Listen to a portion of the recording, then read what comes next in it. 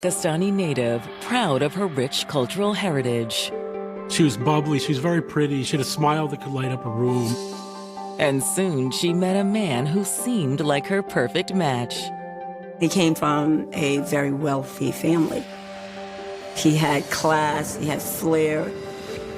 Together, they started a family of their own. She was very devoted to her sons. They were the focus of her life, as well as her husband. But in an instant, it would all be ripped away. 911, where's your emergency? I just got shot in my leg. Send an ambulance. He said the gunman shouted something chilling. Was someone driven by hate to commit this atrocious crime? It looked like it was targeted. Soon, detectives find themselves tangled in a sordid web of scandal and deceit. She started to suspect him of having an affair. She sent a text message that stated, "Someday you will find me dead." Until finally, the full truth is revealed.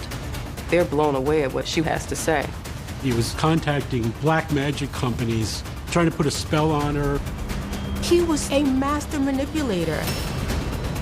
They thought he was a psychopath before, but they realized they had barely scratched the surface. August 16th, 2011. It's a tranquil Tuesday in Boonton, New Jersey, a bedroom community 30 miles west of Manhattan.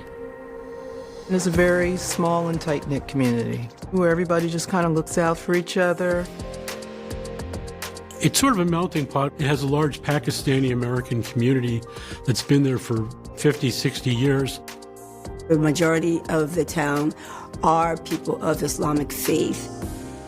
And for Boonton's Islamic residents, it's a particularly special time of year, the holy month of Ramadan. Ramadan is a month of reflection, and we do a lot of good in that month, encouraged to help the needy, and we are obligated to fast. It's very common for people to break fast at sunset together.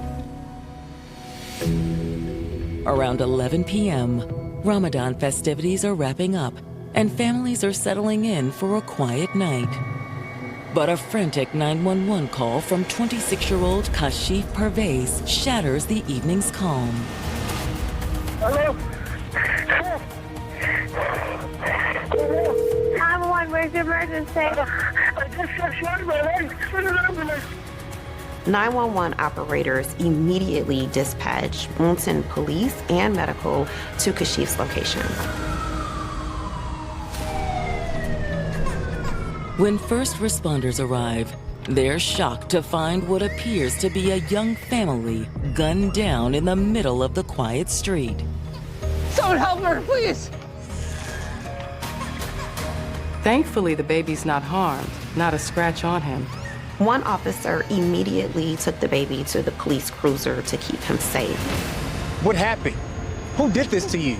I don't know. They ran away.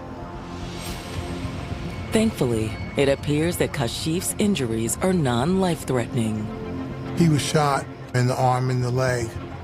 However, Kashif's wife, Nazish Noorani, isn't as fortunate. Nazish was shot 3 times in the heart. And they knew that it was probably too much for her body to take. 26-year-old Nazish Noorani had immigrated to the United States from Pakistan when she was just a teenager. She was bubbly, she was very pretty, she dressed very well, she had a smile that could light up a room. Nazish was a social butterfly, and because she was connected to her culture, she enjoyed attending cultural events. And it was at one such event in 2005 that she met Kashif Pervez. Kashif was also Pakistani, but he was born and raised here in the U.S. Kashif was a very handsome young man coming from a very wealthy family. He had class, he had flair. Kashif dreamed of being an architect, and he told Nazish that he was working on a master's degree at the prestigious Columbia University in New York City. Kashif represented everything she would want in a husband. Just months after meeting each other, the pair tied the knot and settled in Brooklyn. so Kashif could finish his studies at Columbia. And before long, their family of 2 started to grow.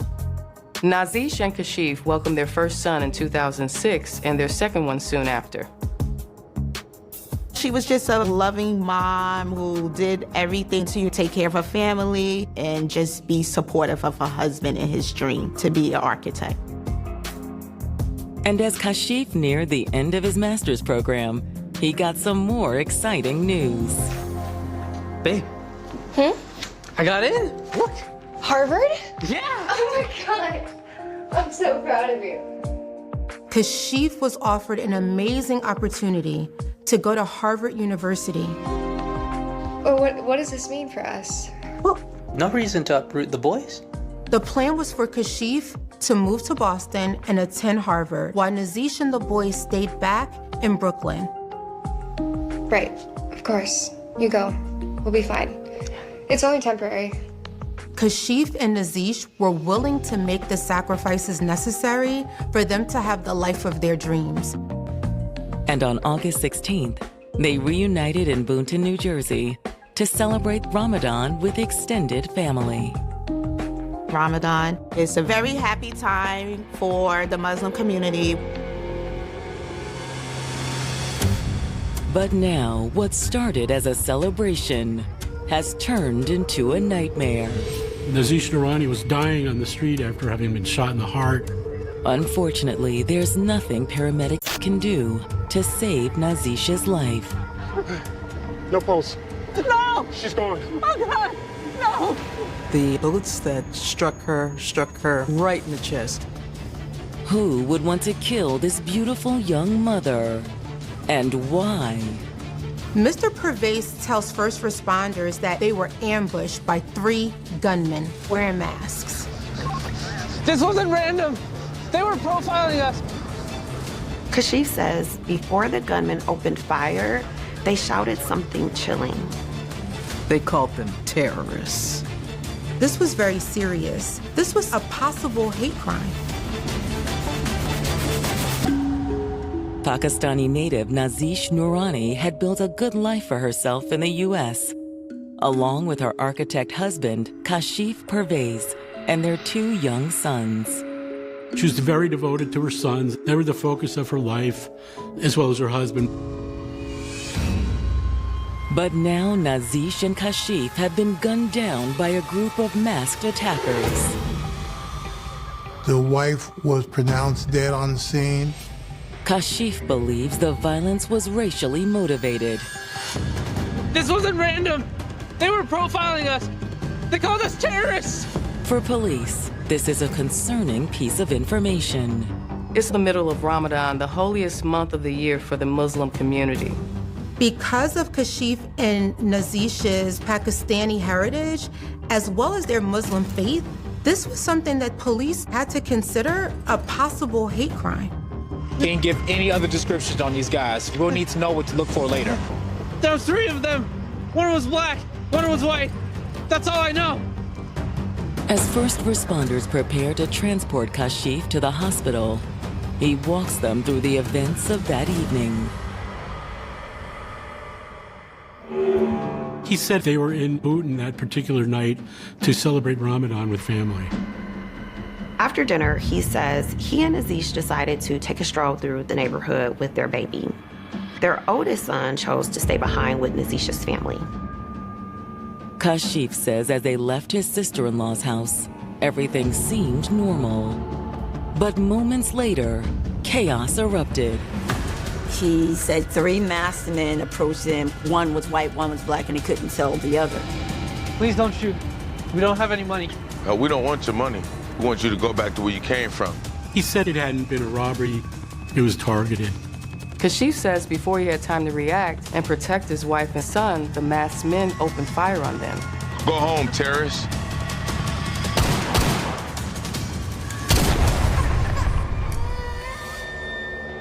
Kashif says the men took off, and he didn't see where they went. At this point, Kashif was taken to the hospital as a result of the wounds that he received from this incident.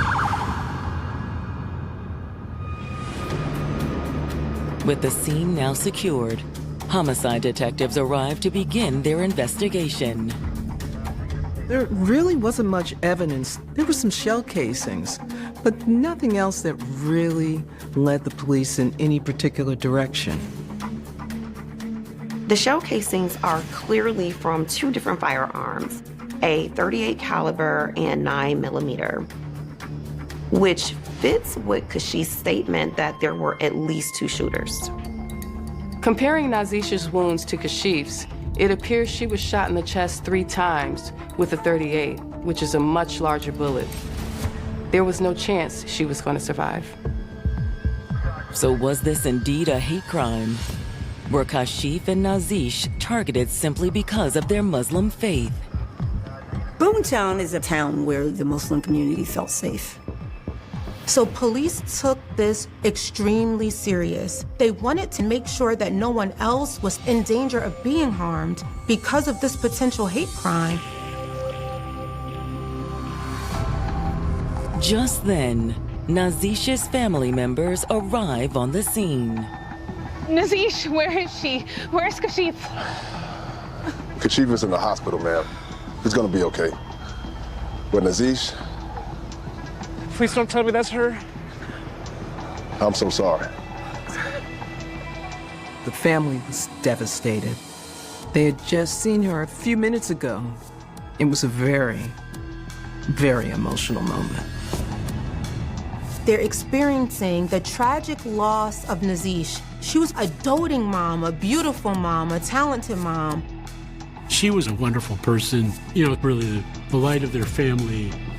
Had Nazish or her husband been experiencing any racial prejudice that you're aware of? What? No, never. We always felt so safe in this neighborhood.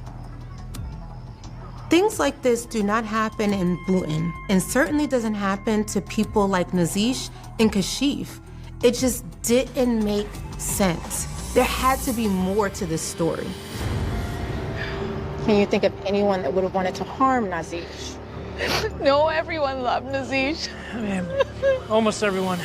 Nazish's family had some major concerns and suspicions. Take a look at this.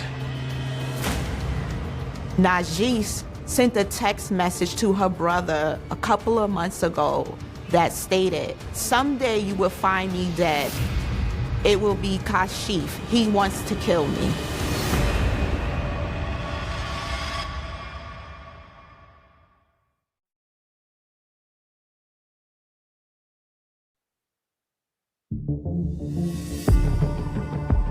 Detectives in Boonton, New Jersey have just begun their investigation into the shooting of mother of 2, Nazish Noorani, and her surviving husband, Kashif Pervez. According to Nazish's husband, Kashif, the couple was shot by 3 bigoted strangers. But the family isn't so sure.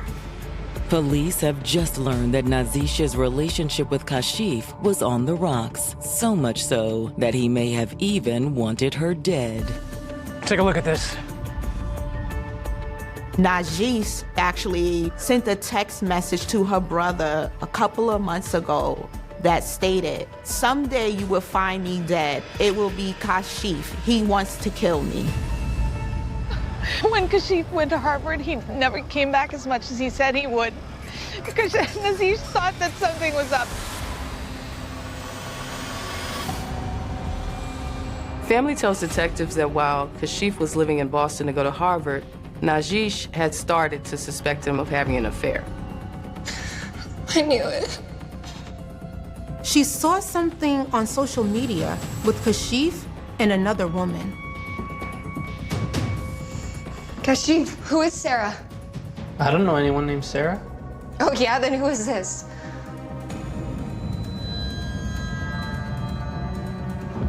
Oh, she's just a friend.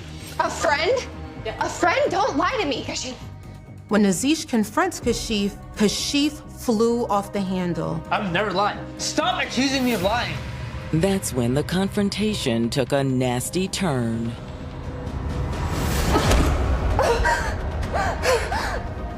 She was punched in the stomach by Kashif. I'm your husband. Never accuse me of lying.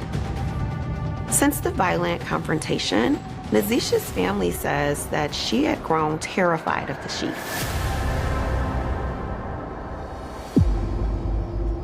Now, just because Kashif had hit his wife in the past, would he really go as far as to kill her? As well as shoot himself and try to cover it up? Thank you for the information. We'll be in touch when we have more. Again, we're so sorry for your loss. At this point, the detectives know that they need to talk with Kashif as soon as possible. Detectives head to the hospital, where Kashif is currently receiving treatment for his injuries. Kashif agrees to speak to detectives in his hospital room, and he starts out by repeating the same story he told officers on the scene. He says the perpetrators of this offense approached him and his wife, called them terrorists. However, as Kashif tells his story, detectives start to pick up on some inconsistencies with his initial statement. So now Kashif indicates that the assailants, in this particular case, were all black men. So eyebrows went up with the investigators. This is not what he said when he was first interviewed, so detectives are puzzled as to why Kashif's story changed so quickly. When confronted, Kashif feels the heat and abruptly changes the subject to his wife, Nazeesh. Kashif has a lot of negative things to say about Nazeesh. He really assassinated her character.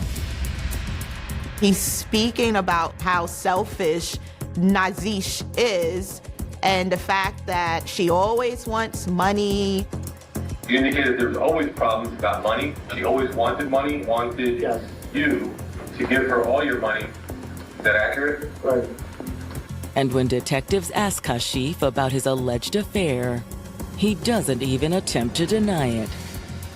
He tells them that Nazeesh drove him to cheat and that he had been involved with another woman named Sarah Khan for the last 5 years. And you indicated to me that you really should not have gotten married. Right. Suddenly, Kashif starts to break down and confess. That's when the whole investigation changed.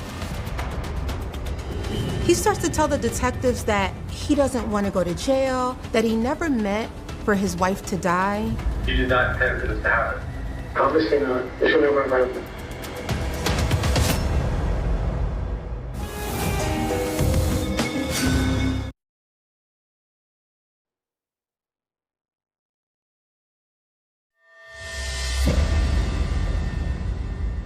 In a Boonton, New Jersey hospital room, 26-year-old Kashif Pervez is finally revealing what really happened to his murdered wife, Nazeesh Noorani.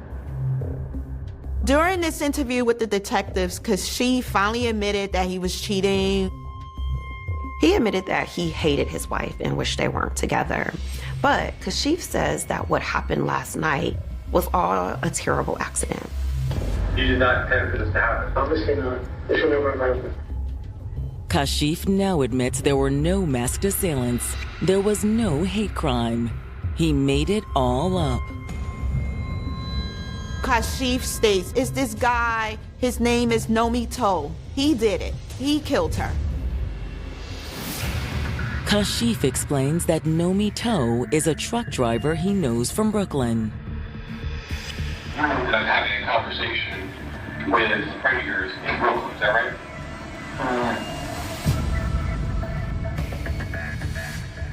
Kashif explains he would often confide in Nomi about his problems. He tells Nomi that he's having an affair, that his wife spends all his money, he doesn't love her anymore. Kashif says he told Nomi that Nazeesh was standing in the way of his true love, Sarah Khan. I mean, you know I can help you. What do you mean? Kashif says that's when Nomi made a shocking proposal. I can help you get out. I'm good. He would help him by getting rid of Nazeesh, by ending her life. He says Nomi didn't even ask for money or anything in return. And Kashif was so desperate to get away from Nazish that he took him up on his offer.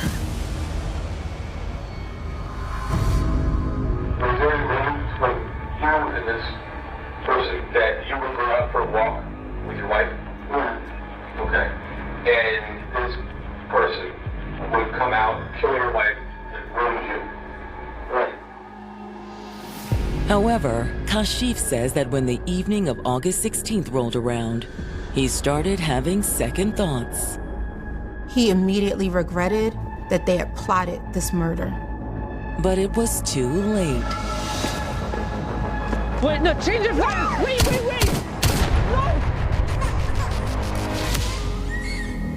Kashif tells detectives that they decided that he should be shot too, so that it would seem as if he was not involved in this crime. Come on, man, you ready?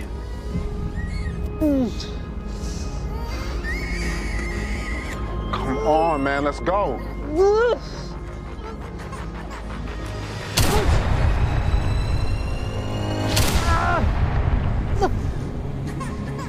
And now that it's all over and Nazish is dead, Kashif says he wishes he'd never gotten involved with Nomi Toe. Kashif is telling detectives that he was really coerced by Nomi into committing this crime, that Nomi was the mastermind. Based on what Kashif has told them, detectives need to find Nomi Toe.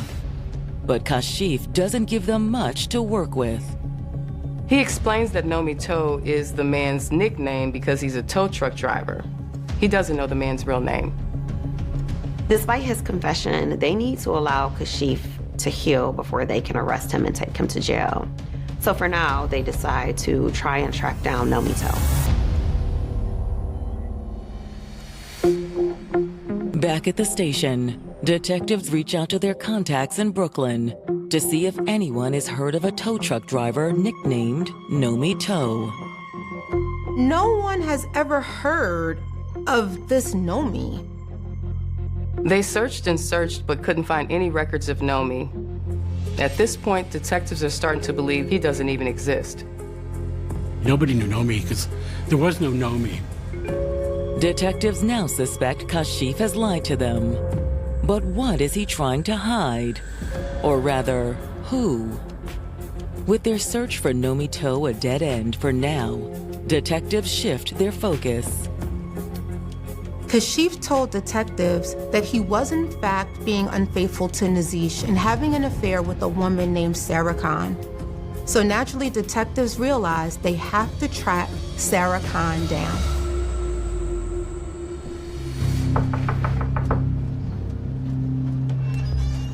Hi. Yes. May I help you? Yes, ma'am. Are you Sarah Khan? Yes. Sarah, do you know a man named Kashif? Yes. He's my boyfriend. According to Sarah, she'd met Kashif several years ago at a lecture in New York. Sarah said when they met that he was separated from his wife and planning to get a divorce. Sarah reveals to them that her and Kashif were together for 5 years. Kashif and Nazish were only married 6 years. So they realized the entire time Kashif and Nazish were married, he was also having an affair with Sarah. It also means that he was lying to Sarah that whole time, living a double life with her while starting a family with his wife. I'm sorry to tell you this, ma'am, but we have reason to believe that your boyfriend was involved in the murder of his wife. Wait, his wife? Yes, ma'am. No. During questioning, Sarah becomes upset, understandably so. She's learning that her boyfriend of 5 years is not only still married, he's not divorced, but that his wife was murdered. Detectives continue to press Sarah, hoping to determine whether she knew anything about the plan to murder Nazish, or maybe even participated in it. Was it possible Sarah wanted her out the picture so she could have him all to herself? Look, listen, I've had enough. If you guys have any more questions, you guys can talk to my attorney. She tells them she's done and asks them to leave. If Sarah has nothing to hide, why won't she just answer their questions? At this point, detectives are certain someone had to have helped Kashif with the murder. But as of now, they can't pinpoint who. They decide to subpoena Kashif's phone records in hopes that he had communicated with his accomplice around the time of the murder. And when those records come in, they reveal another surprising discovery. They see a number that he is constantly texting, and that number is also texting him repeatedly. The text messages right in the days before is clearly that they were plotting something. One of those texts said, "You'll be free soon."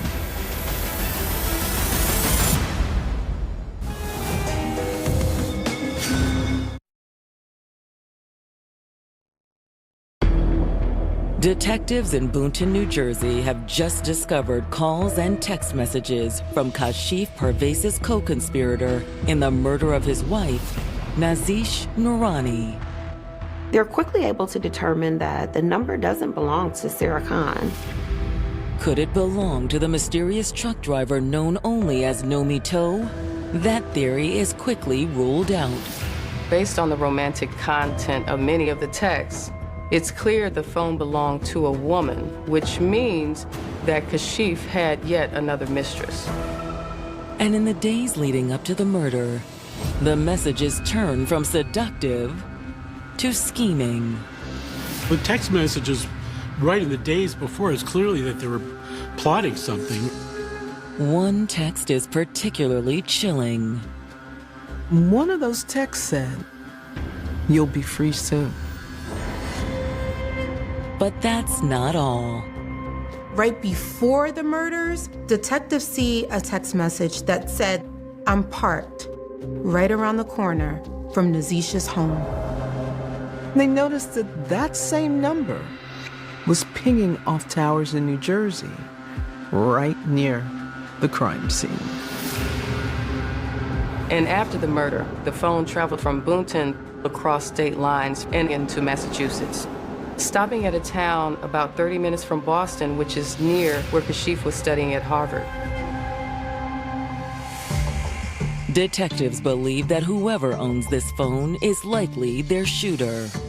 Then they're going to run that phone number, and they're going to see who it comes back to. The number is registered to a 26-year-old woman named Antoinette Stephen. She was a former student at Boston Architectural College. Many of the pieces were coming together, because Kashif was also studying architecture. At this point, detectives are convinced Antoinette was involved in the murder of Nazish Noorani. With a search warrant in hand, they head to Antoinette's home to speak with her. Antoinette Stephen? Yes? Mind if we ask you some questions? Antoinette Stephen, when confronted by the police, agreed to speak with them. She admits to knowing Kashif and confirms that they have a relationship, but she won't say much more than that. Antoinette is not very forthcoming with information. She's pretty aloof, very neutral. She denies having anything to do with the shooting that killed Nazish and injured Kashif. But detectives aren't buying it. Well, we have a warrant to search the premises. What? Let me see that. Please step aside. And in Antoinette's bedroom closet, the investigators hit pay dirt. They found in her closet, in a suitcase, 2 firearms that matched the shell casings in the scene. Although they'll need ballistics testing to be sure, detectives are confident that these are the weapons used to kill Nazish and wound her husband. Along with the phone records, the discovery of the guns gives detectives enough evidence to arrest Antoinette Stephen. That same day, Kashif is discharged from the hospital and arrested as well. They were charged with murder, conspiracy to commit murder, and endangering the welfare of a child. But even with 2 suspects now in custody, detectives still have a lot of questions. Most importantly, detectives need to know which of the pair actually pulled the trigger. As the case moves toward trial, investigators receive a promising call from Antoinette's attorneys. Just homicide. Once Antoinette realized that she was facing life without parole, she changed her tune. She was ready to talk. She agrees to turn on Kashif and testify against him. And as investigators sit down with Antoinette to hear her story, they're in for a wild ride. They thought Kashif was a psychopath before, but they're blown away at what Antoinette has to say. They realized they had barely scratched the surface.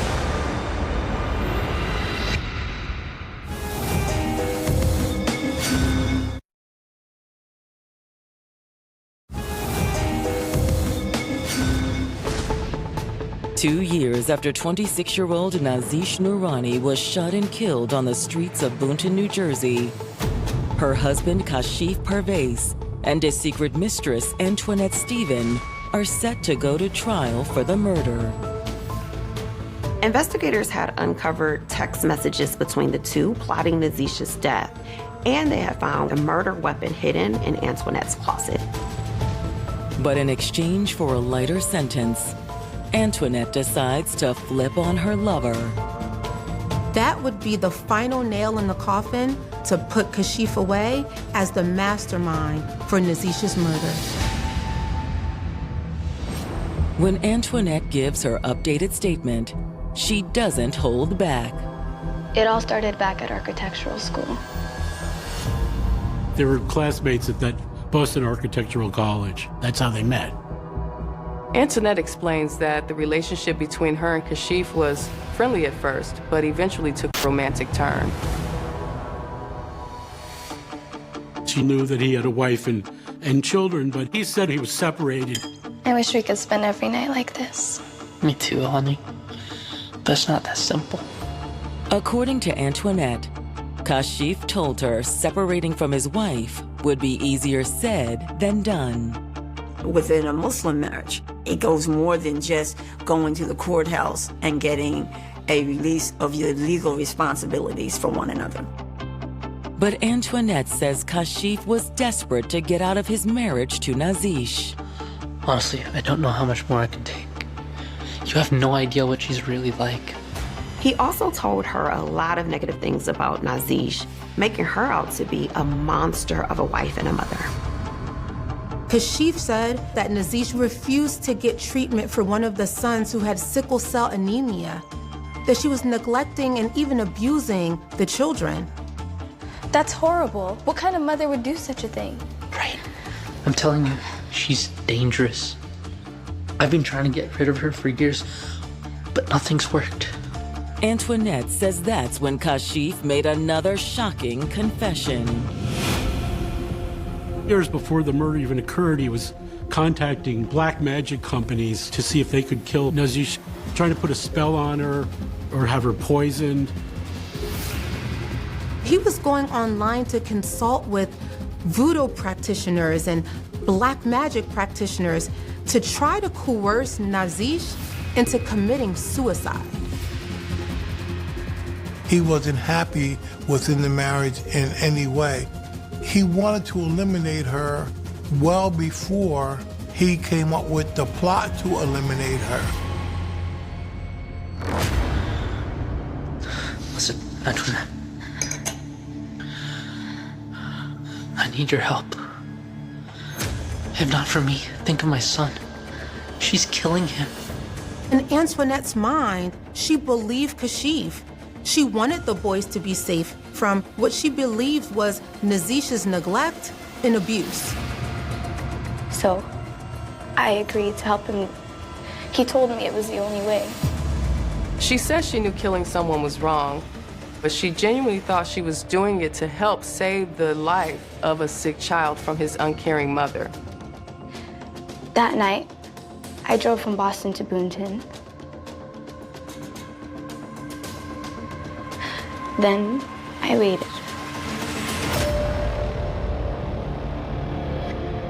However, when Kashif and Nazish emerged from her sister's home around 11 p.m., there was one problem.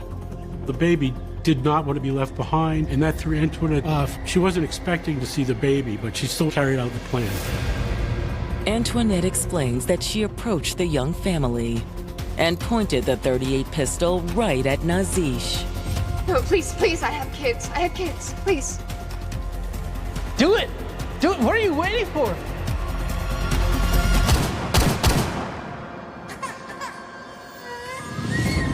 Nazish's last heroic act demonstrated a mother's love. She threw her body in front of the stroller so that it did not roll down the hill and harm her son. Then Antoinette switched to the smaller caliber gun to shoot Kashif in the leg and the arm. I don't want to hurt you. The cops are coming, come on!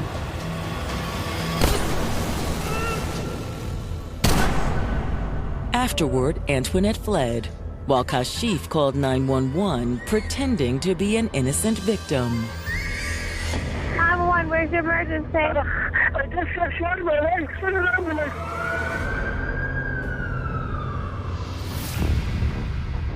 The worst part is, I thought I was helping his son, but it turns out it was all a lie.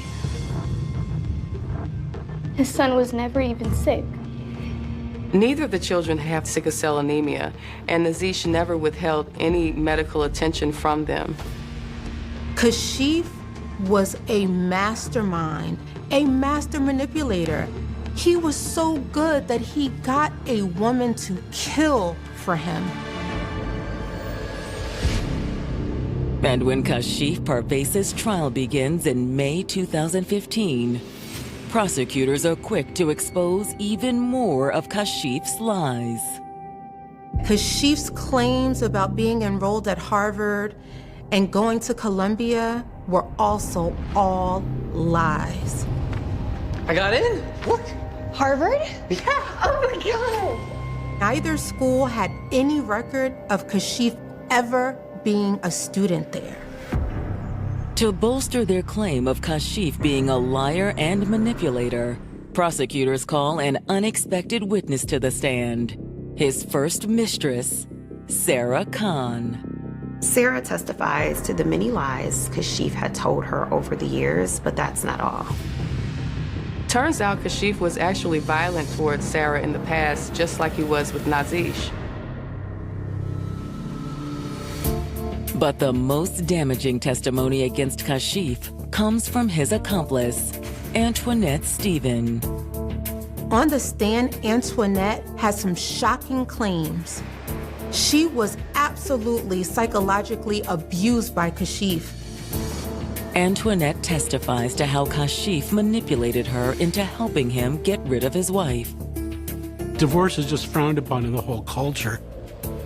So he convinced Antoinette that the only way he could be free was to kill Nazish. After only 4 hours of deliberation, the jury comes back with their verdict: guilty. Kashif is sentenced to life in prison. He won't be eligible for parole until 2077. Antoinette pleaded guilty to the murder, and she got a 30-year sentence. She's not eligible for parole until 2041. And then she will most likely be deported back to India. Through their devastation, Nazish's family is happy that justice has been served. They were relieved. They said justice has been done. They weren't joyous, but they said justice has been done. We're satisfied. But even though Kashif won't be able to hurt anyone else, it doesn't diminish the horror of what he did to his loving wife. To plot to murder someone just to be with somebody else, that's psychopath thinking, not normal behavior.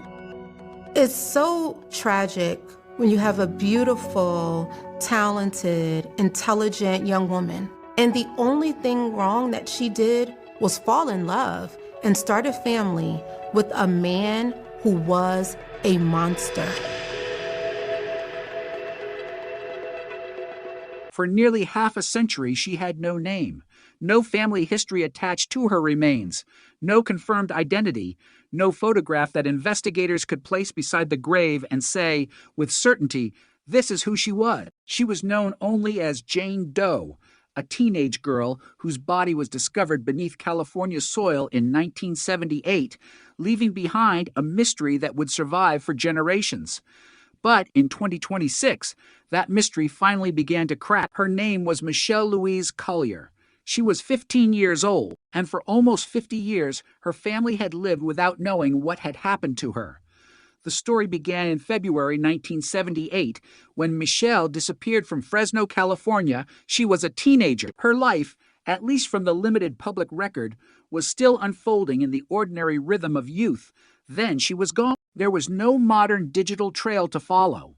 No cell phone location, no social media messages, no network of electronic records capable of reconstructing her final movements. In 1978, an investigation depended heavily on physical evidence, eyewitnesses, paperwork, and human memory. When a young person disappeared, detectives had to work with what could be found and what people could remember.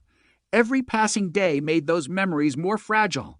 Every week created another opportunity for evidence to disappear, and Michelle's disappearance would become one of those cases in which time seemed to work against everyone searching for answers. Months after she vanished, the landscape near Arvin in Kern County became the scene of a discovery that would change the case forever. On June 21st, Sill 1978, a tractor operator working in a vineyard near South Wheeler Ridge Road encountered something beneath the ground.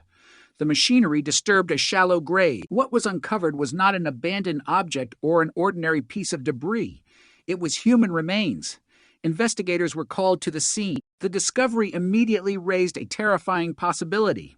Somewhere, someone had lost a loved one. Somewhere, there could be a missing person report describing this young victim. Somewhere, there could be a family waiting for a phone call that had never come. But the first problem was devastatingly simple.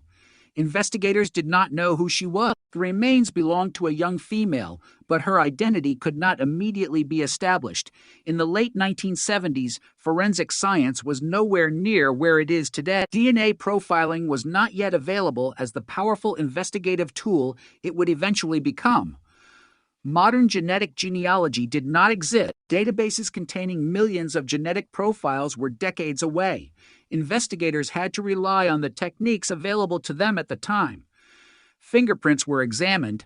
Dental information could potentially provide clues, but nothing produced the answer. The unidentified teenager became a Jane Doe. She was eventually buried at Arvin Cemetery. The case remained open, but the victim remained nameless. That detail is difficult to understand from the perspective of the modern world. Today, when an unidentified body is discovered, investigators can potentially compare DNA, dental records, fingerprints, missing person databases, genealogy records, and countless other sources of information. But in 1978, the options were far narrower. The victim could be physically present, yet her identity could remain completely hidden. And that is exactly what happened to Michelle. Her remains became evidence in a homicide investigation, but the person behind the evidence was invisible. The years began to move. 1 became 5. 5 became 10, then 20. The world around the case changed dramatically. Technology advanced. Police departments changed. Investigative methods evolved. But the grave at Arvin Cemetery remained connected to a question that had never been answered. Who was this girl? For Michelle's family, the disappearance was a different kind of nightmare. When someone disappears without explanation, there is no clean ending. There is no certainty. There is always the possibility that the missing person might somehow return. Families can spend years living between hope and grief. They may wonder where the person went, whether they are alive, whether someone knows something, whether a forgotten clue might someday emerge. But in Michelle's case, the family did not know that her remains had already been discovered. They did not know that investigators had already encountered the end of her life. They did not know that the unidentified teenager buried in Kern County was their missing 15-year-old daughter and sister. The case had effectively split into two stories. There was Michelle, the missing girl from Fresno, and there was Jane Doe, the unidentified teenager found near Arvin. For decades, nobody could prove that those two stories were the same story. Then, in 2007, investigators returned to the case. This time, they had something the original investigators could never have used: modern DNA technology. But there was a problem. A DNA sample had not been collected during the original investigation. To obtain biological material suitable for modern analysis, the remains were exhumed. It was a remarkable step in a case that had already survived almost 3 decades. The remains were brought back into the investigative process, and DNA testing was pursued.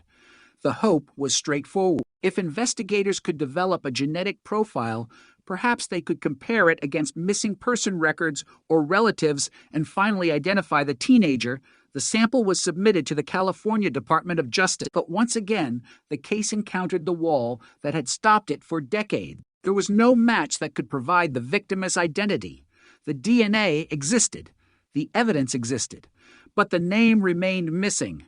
This was one of the cruel realities of cold case investigation. Having DNA does not automatically mean having an answer. A genetic profile is powerful only when investigators have something meaningful to compare it against.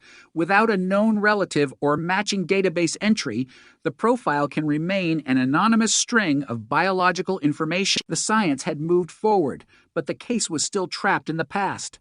Then investigators tried another approach. In 2015, a forensic facial reconstruction was created from the unidentified girl's remains. The goal was to give the public something recognizable. Instead of a skull or skeletal description, there would be a reconstructed face. A teenage girl could finally be seen again. Perhaps someone would look at that face and recognize a daughter, a sister, a friend, a classmate. Perhaps someone would remember a girl who disappeared decades earlier. But the reconstruction did not immediately produce the answer. The face was visible. The name was not. Michelle remained unidentified. And as another decade passed, the case became an increasingly painful example of how even determined investigators can be defeated by the limitations of technology. But the science was changing again. Around the country, investigators were beginning to use forensic investigative genetic genealogy to revisit unidentified remains and long unsolved homicides. Instead of requiring a direct DNA match, investigators could search for biological relatives and work backward through family relationships. It was a fundamentally different strategy. A victim did not need to already exist in a database under her real name. Her relatives might provide the connection. A distant cousin could become the first thread. That thread could lead to another branch of a family tree, and eventually those branches could converge on one person. In Michelle's case, that possibility became real in 2025. Investigators continued working with the available evidence and turned to advanced DNA testing. The Kern County Sheriff's Office worked with the California Department of Justice and other agencies, while forensic specialists at Othram analyzed the biological evidence. A usable DNA profile was developed. Genetic genealogy could now be applied to the mystery that had resisted identification for nearly 50 years. The process required patience. It required genealogical research, comparison, verification, and investigative confirmation. It was not simply a computer producing a name. Scientists and investigators had to establish that the genetic connections actually pointed toward the correct person. Eventually, the evidence led investigators to Michelle Louise Collier, a girl who had disappeared from Fresno in February 1978, a teenager whose remains had been discovered months later near Arvin, a victim whose identity had been hidden from her family and the public for decades. Suddenly, the Jane Doe case had a name. The announcement was extraordinary because it solved only one part of the mystery while making the remaining question even more urgent. Michelle had been identified. But who killed her? The discovery of her identity did not produce an arrest. It did not reveal the person responsible for her death.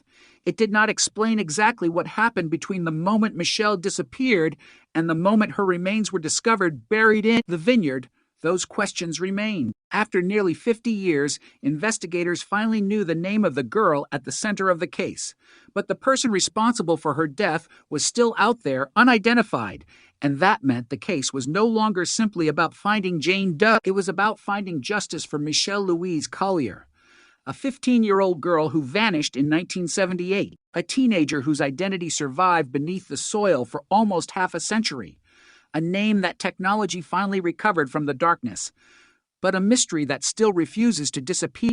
The name Michelle Louise Collier changed everything, but it did not answer the question that had haunted the case from the beginning. For decades, investigators had been staring at an unidentified victim. Now they knew who she was. That single fact transformed the investigation from a search for a name into a search for a story. Michelle was not simply Jane Doe. She was a 15-year-old girl from Fresno who had disappeared in February 1978. Her remains were discovered months later in Kern County, buried in a vineyard near Arvin. Somewhere between those 2 points in time was the missing chapter of her life. That chapter contained the answer investigators still needed. What happened to Michelle after she disappeared? How did a teenager from Fresno end up in a shallow grave near Arvin? And most importantly, who was responsible for her death? To understand why the case remained so difficult, it is important to remember the world in which Michelle vanished.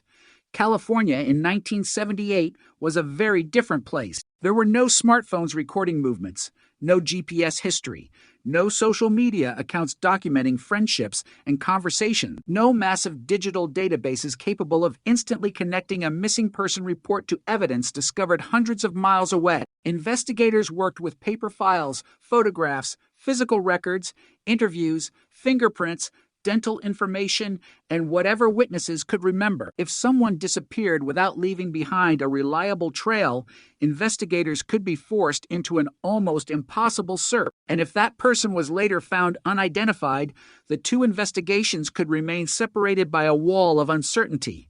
That wall stood between Michelle and her family for decades. When her remains were discovered near Arvin, investigators knew they had found a homicide victim, but they did not know the victim's name. When Michelle's family searched for their missing teenager, they did not know that authorities had already recovered her remains. The connection existed in reality, but not in the records. That is one of the most disturbing features of unidentified person cases. The truth can exist without anyone knowing how the pieces fit together. A body can be found. A missing person can be reported. Two sets of investigators can work separately. Years can pass, and the victim can remain trapped between two incomplete stories. Michelle's case entered that space. The discovery on June 21st, still 1978, had already created a mystery. A tractor operator was working in a grape vineyard near South Wheeler Ridge Road outside Arvin when the machinery disturbed a shallow grave. Investigators arrived and recovered human remains. The victim was a young female, but the grave did not provide the identification they needed. There was no simple answer waiting beneath the soil, no document bearing a name, no immediate connection to a missing person case. Instead, investigators were left with the remains of a teenager whose life had been violently interrupted. The physical evidence could tell them some things, but it could not tell them everything. Modern forensic identification techniques were still far in the future. The case eventually reached a point where the victim could be buried, but not truly identified. She was laid to rest at Arvin Cemetery. Even the language used to describe her carried the tragedy of anonymity. Jane Doe, two words used when the most fundamental fact about a person is unknown. The girl had a biological identity, a family, a history, memories, relationships, and a name. But investigators could not access any of those things. To the outside world, she was an unidentified victim. To her family, somewhere in Fresno, a 15-year-old girl was still missing. The years that followed only deepened the mystery. Investigators could not simply reopen the case every few months and expect new evidence to appear. There was no technological revolution waiting in the next police report. The case had to survive through institutional memory. Detectives retired. Personnel changed. Records aged. Evidence had to be preserved. And yet the case did not completely disappear. The unidentified teenager remained part of the investigative record. When technology advanced enough to make a new attempt possible, investigators returned to her. In 2007, nearly 30 years after the discovery, the remains were exhumed. This was not a symbolic gesture. It was an attempt to recover biological evidence that had not been collected during the original investigation. Modern DNA testing offered something investigators in 1978 could barely have imagined. A biological profile could potentially provide a direct path to identity. The remains were examined and DNA was obtained. The profile was submitted to the California Department of Justice, but the anticipated breakthrough did not come. There was no match that immediately revealed the girl's identity. The technology could generate information, but information was not the same as identification. The DNA belonged to someone. That much was certain. But without a reference point, investigators still had no name. This distinction became critical in Michelle's case. People sometimes imagine DNA as a magical fingerprint that automatically produces a suspect or a victim's identity. Real forensic work is more complicated. DNA can establish relationships, exclude individuals, connect evidence, or generate leads, but investigators need databases, comparison samples, or other usable information. In a case almost 30 years old, the absence of a direct family reference could be enough to leave a genetic profile sitting in the system without an answer. The Jane Doe case remained open. Then came another attempt to make the unidentified girl recognizable. In 2015, investigators created a forensic facial reconstruction based on the remains. It was an effort to reverse the anonymity. For decades, the public had no face to associate with the victim. Now there was an approximation of what she may have looked like.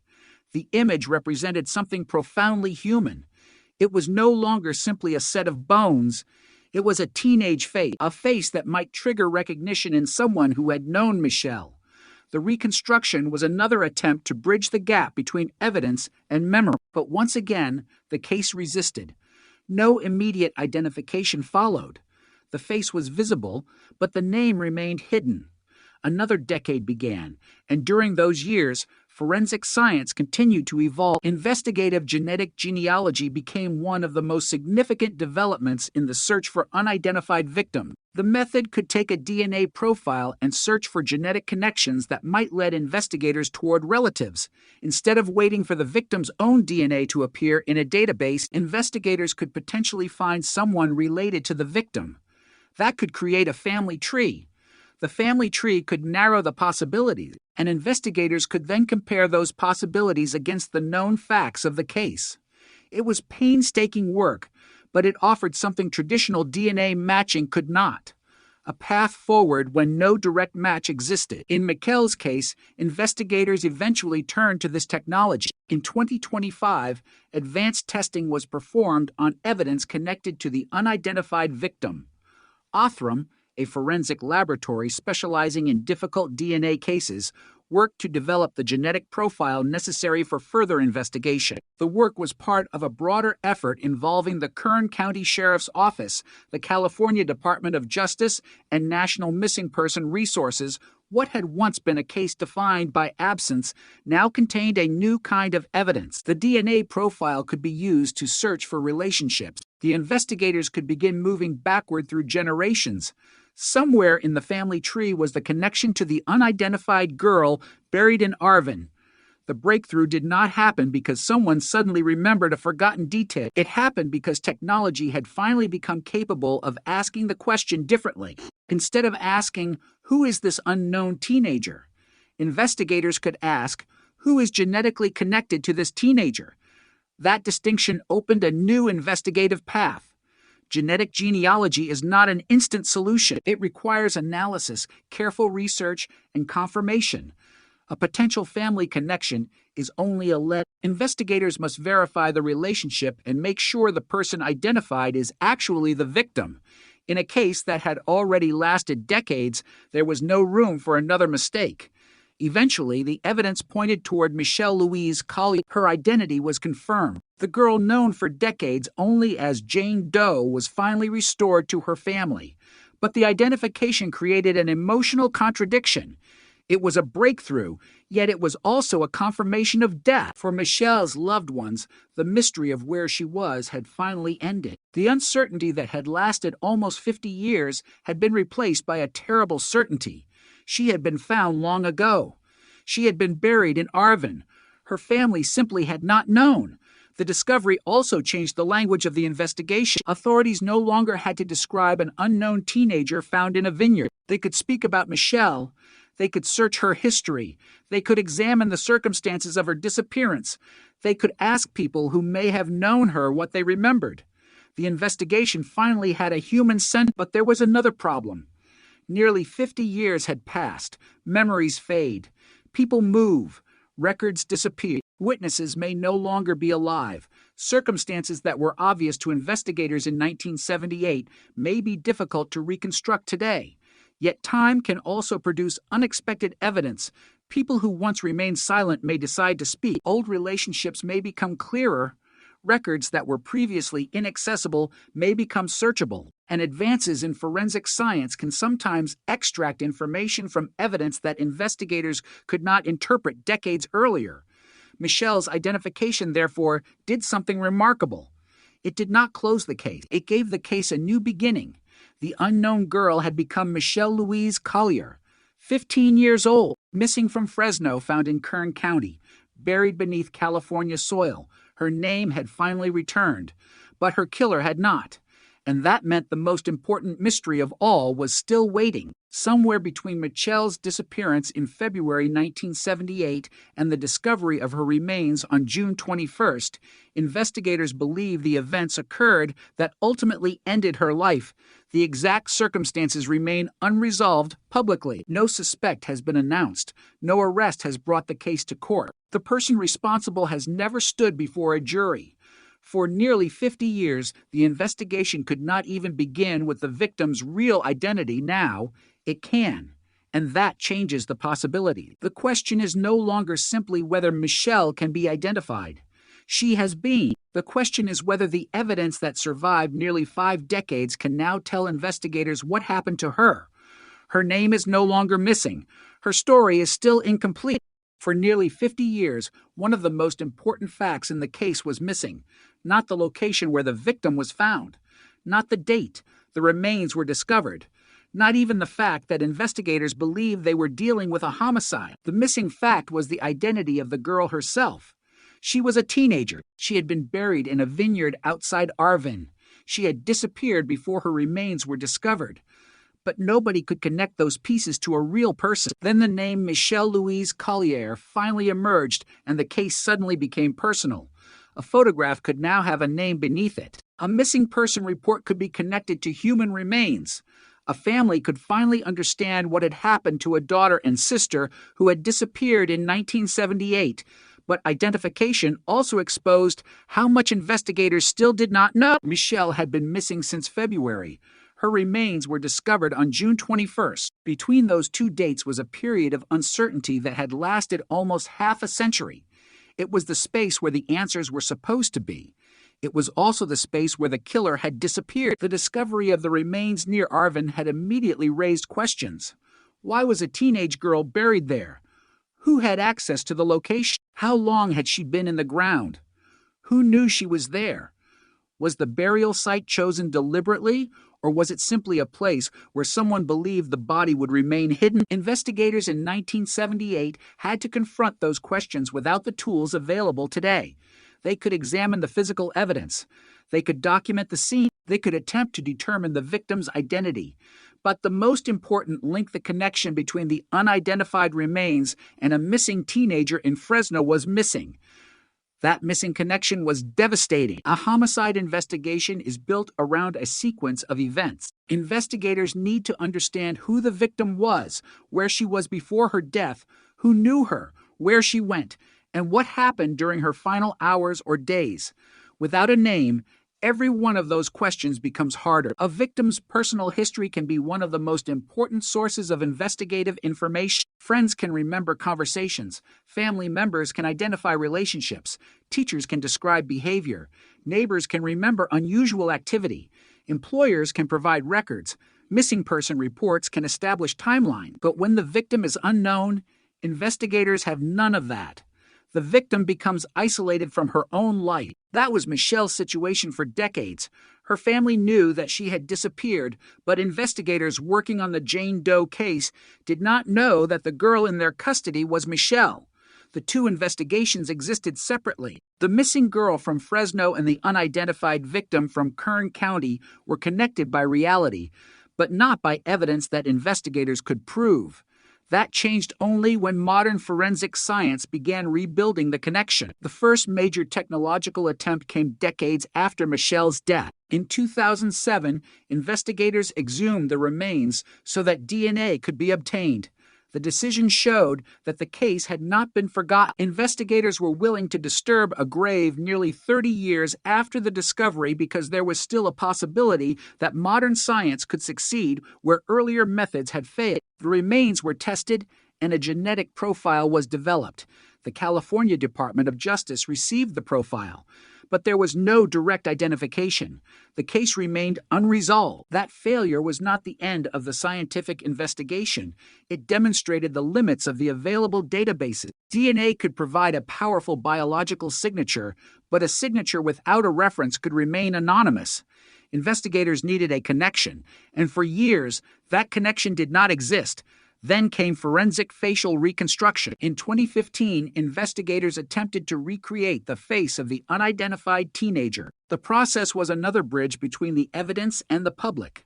A person who had been represented only by skeletal remains could now be imagined as a living teenager. The reconstructed face could potentially trigger a memory. Someone might recognize her. Someone might remember seeing a similar girl. Someone might connect the image to an old disappearance, but no decisive identification followed. The mystery remained.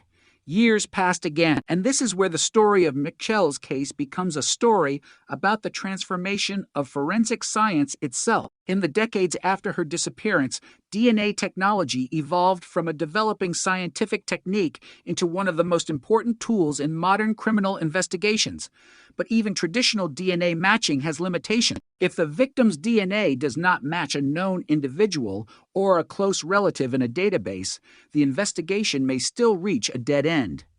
Investigative genetic genealogy changed that equation. It allowed investigators to search for genetic relationships and use those relationships to build family trees. In an unidentified person case, this could be revolutionary. A distant relative could become the first clue. A family connection could narrow the possibility. Genealogical research could then reveal a person whose age, location, and disappearance fit the evidence. But the process required investigators to combine science with traditional detective work. DNA could identify relationships. Researchers still had to interpret those relationships. They had to examine records, verify family structures, and eliminate possibilities. Every potential identification needed confirmation. That careful process became critical when the Kern County investigation returned to Michelle's case. By 2025, investigators were using advanced testing to pursue the identity of the teenager whose remains had been found decades earlier. Othram worked with the genetic material to develop a forensic profile suitable for investigative genealogy. The Kern County Sheriff's Office and the California Department of Justice were part of the broader effort to finally answer the question that had survived since 1978. The process eventually led investigators to Michelle Louise Collier, a 15-year-old from Fresno, missing since February 1978. The unknown girl buried at Arvin Cemetery was no longer unknown. The identification was officially announced in 2026. For Michelle's family, the moment represented something they had waited decades to receive: certainty. But certainty can be complicated. A missing person identified after almost 50 years is not a simple happy ending. It is an answer to one question that creates countless others. Where was she? What happened to her? Who knew her after she disappeared? Who was with her? Why was she taken to Kern County? Who buried her? Why was she buried there? And what does the surviving evidence reveal about the person responsible? Those questions become even more important because Michelle was only 15. She was not an anonymous adult passing through an unknown place. She was a child whose disappearance should have mattered immediately. Her family should have known where she was. Her community should have known what happened. Instead, her identity became buried alongside her remains. The discovery of the body in June 1978 was itself a shocking event. A young girl had been hidden in the ground. The fact that she remained unidentified made the case even more difficult. The investigators could not tell the public who to look for. They could not easily connect the victim to a missing person report. They could not ask the right people whether they had seen her. The case existed, but the victim's identity was outside it. Now, almost 5 decades later, that barrier has been removed. Michelle's name provides investigators with something they did not have in 1978, a history. Her disappearance from Fresno can be examined alongside the discovery near Arvin. Investigators can look at the people who knew her. They can examine records associated with her life. They can revisit old information with the knowledge that the Jane Doe was Michelle. Every detail that once belonged to a missing person investigation can now potentially become relevant to a homicide investigation. This is one of the most important consequences of identifying an unknown victim. Identification does not merely give the victim a name, it changes the investigative universe surrounding the case. Suddenly, every relationship can matter. Every location can matter. Every old memory can be reconsidered. A detail dismissed in 1978 might look different today. A person who was never connected to the Jane Doe investigation might now become relevant because they knew Michelle. A document that once seemed unrelated might become part of a timeline. The identification can create new questions that investigators could never have asked before. Yet time remains the enemy. People who were adults in 1978 are now elderly, others have died. Memories that once seemed sharp have faded. Physical locations have changed. Buildings may have disappeared. Roads may have been altered. The vineyard landscape itself may no longer resemble what investigators saw in 1978. Every year that passes can erase another piece of the original story. That is why the identification of Michelle matters so much. It restores the starting point. The case now has a victim with a known identity and a known disappearance. Investigators no longer have to search the entire universe of missing teenagers. They can focus on one girl and the people and circumstances surrounding her life. But the most important evidence may still be hidden somewhere in the past. The person who killed Michelle may have carried that secret for decades. They may have believed that the passage of time would make the case impossible to solve. For almost 50 years, the investigation appeared to prove that assumption: the victim was unidentified. The killer remained unidentified. The case sat in the cold case world, waiting for technology to catch up with the evidence. Then DNA did something that time could not prevent. It gave Michelle her identity back. It did not erase the decades. It did not restore the life she should have lived. It did not reveal the killer, but it changed the case from an unidentified homicide into the murder of a named 15-year-old girl. And that distinction mattered, because now the investigation has a name to protect, a family to remember, and a history to reconstruct. The question that once seemed impossible to answer, who was Jane Doe, has finally been solved, but the answer has exposed the question that remains. Who killed Michelle Louise Collier? Nearly 50 years later, that question still hangs over the case. And unlike Michelle's identity, it cannot be solved finding her name. It will require someone to remember, someone to speak, something to be uncovered, or another piece of evidence to emerge from a past that has remained silent for far too long. The most haunting thing about Michelle Louise Collier's case is not simply that she disappeared, and not simply that her remains were discovered months later in a California vineyard. It is that for almost 50 years, investigators knew a young girl had been murdered, but they did not know who she was. Her identity was locked away inside evidence that could not yet speak. That meant the investigation was forced to move forward without the most basic piece of information a homicide detective needs: the victim's name. When Michelle disappeared in February 1978, the people who knew her knew exactly who they were looking for. Her family knew her face. They knew her voice. They knew her age. They knew the life she had been living in Fresno. But investigators examining the remains discovered near Arvin in June had none of that information. They had a teenage victim and a grave. They had a death, but not a biography. And that distinction would shape the entire investigation for decades. The discovery itself was unsettling. On June 21st, still 1978, a tractor operator working in a grape vineyard near South Wheeler Ridge Road outside Arvin disturbed the earth, uncovered a shallow grave. The machinery had reached into the ground and exposed evidence of a hidden crime. Investigators arrived and began the difficult process of documenting what had been found. The remains belonged to a young female, but the person who had buried her had left investigators with almost no easy path toward identification. There was no modern DNA database to search, no investigative genetic genealogy, no nationwide system capable of instantly connecting unidentified remains with missing person cases.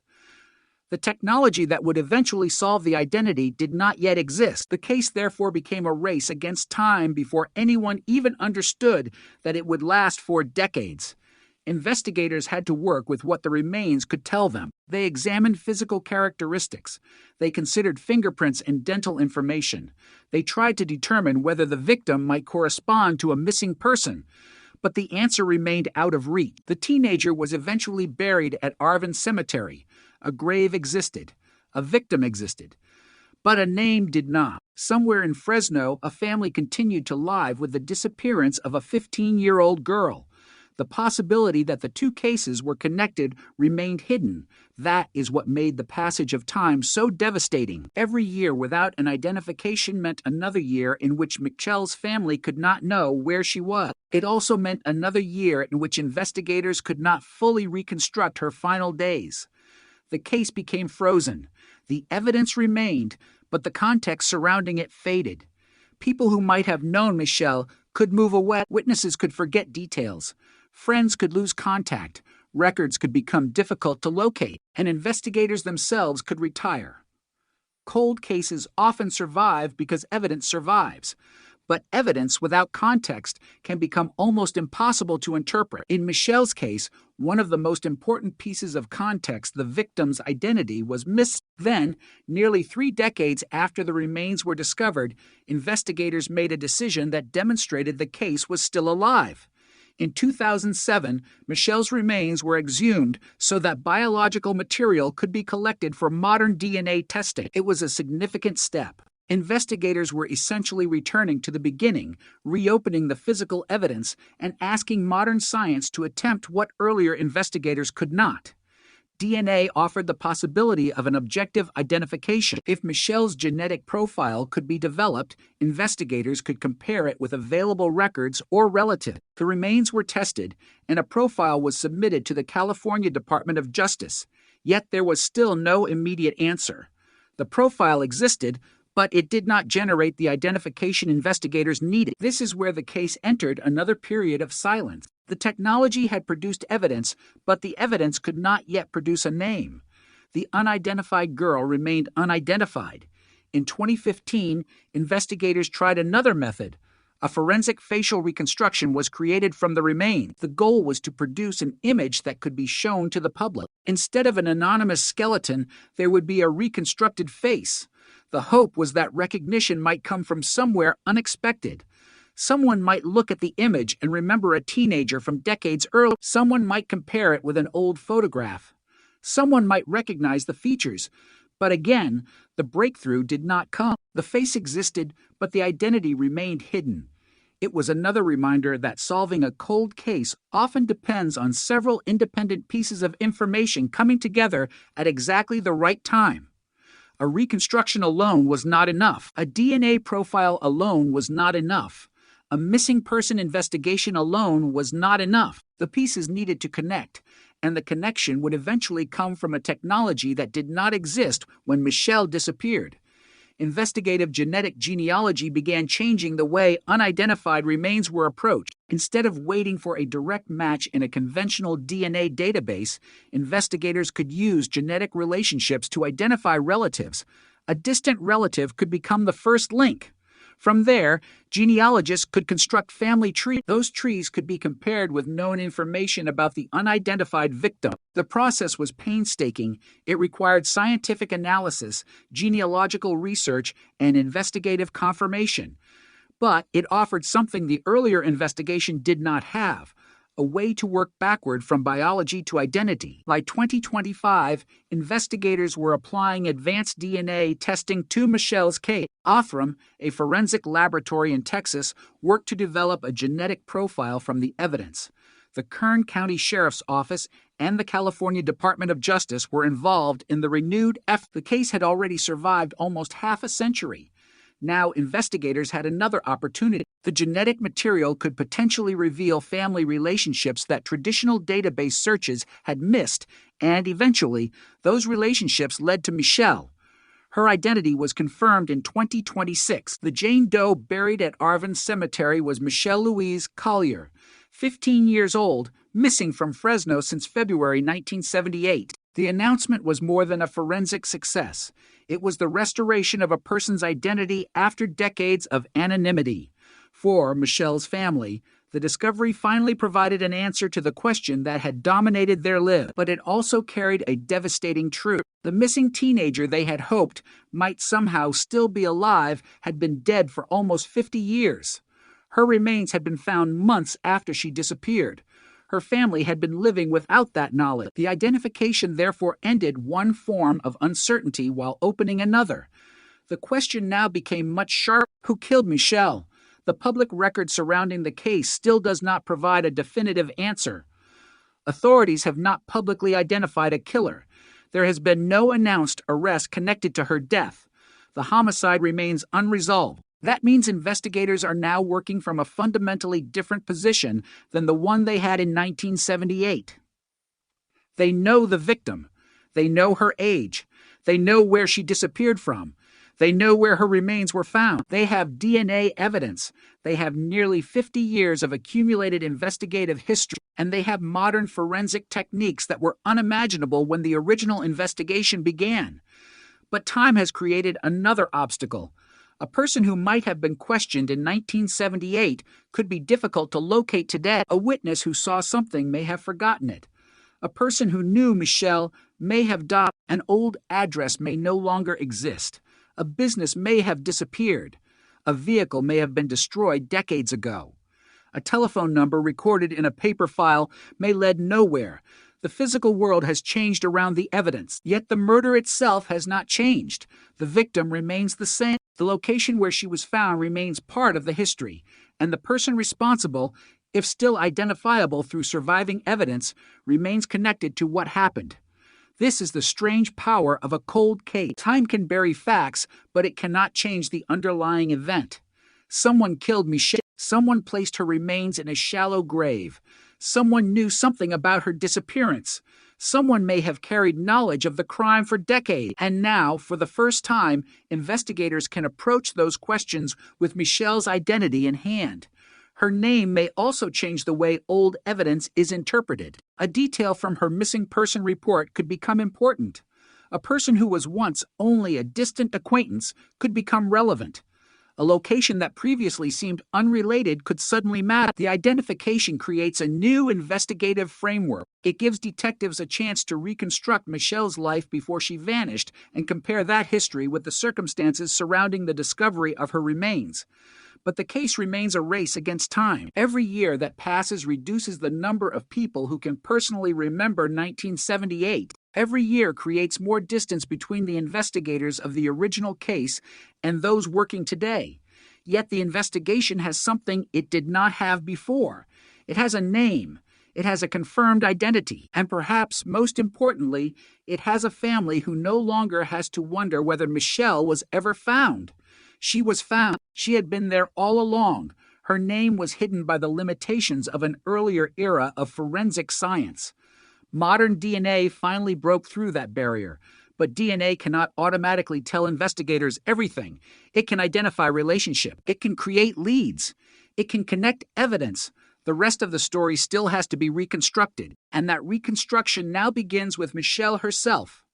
15 years old, a teenager from Fresno, missing in February 1978, found months later in a vineyard near Arvin, unknown for 48 years, identified through modern genetic investigation, and still waiting for the final question to be answered. Who took her life? The answer may be buried somewhere in old memories, old records, surviving evidence, or the conscience of someone who has lived with the secret for almost half a century. The name Jane Doe has disappeared from the center of the investigation. Michelle Louise Collier has taken its place, and with that name comes something the killer could not erase, the possibility that the past is finally beginning to speak.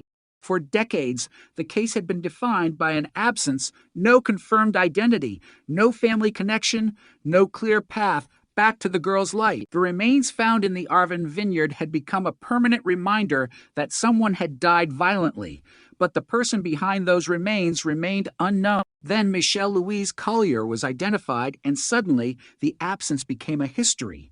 A missing person case and a homicide case could finally be placed on the same timeline. February 1978 was no longer simply the month when an unidentified teenager vanished from the public record. It was the beginning of Michelle's final known chapter. June 21st. Still, 1978 was no longer simply the date when a tractor operator discovered a shallow grave. It was the moment investigators unknowingly encountered Michelle. Between those dates was a gap of only a few months, but that gap became the central mystery of the investigation. What happened during those months? How did Michelle leave Fresno? How did she end up in Kern County? And how did her life end with her remains hidden beneath the soil of a vineyard? Those questions are now at the center of an investigation that has survived for almost 50 years. The discovery of Michelle's identity does not automatically reconstruct her final day. It gives investigators the ability to ask better questions, but the answers still have to come from evidence. And in a case, this old evidence is complicated by time. In 1978, investigators could not have known that the victim they were examining would remain unidentified for nearly 5 decades. They could not have anticipated the development of forensic genetic genealogy. They could not have predicted that DNA recovered decades later might eventually provide the first major breakthrough. The original investigators were working with the science and resources available to them. The limitations of that era became part of the case itself. When the remains were discovered, the immediate task was to determine who the victim was and what had happened to her. The burial site provided the first physical location associated with her death, but without an identity, investigators could not easily reconstruct the events that came before it. This is one of the fundamental problems in unidentified homicide investigations.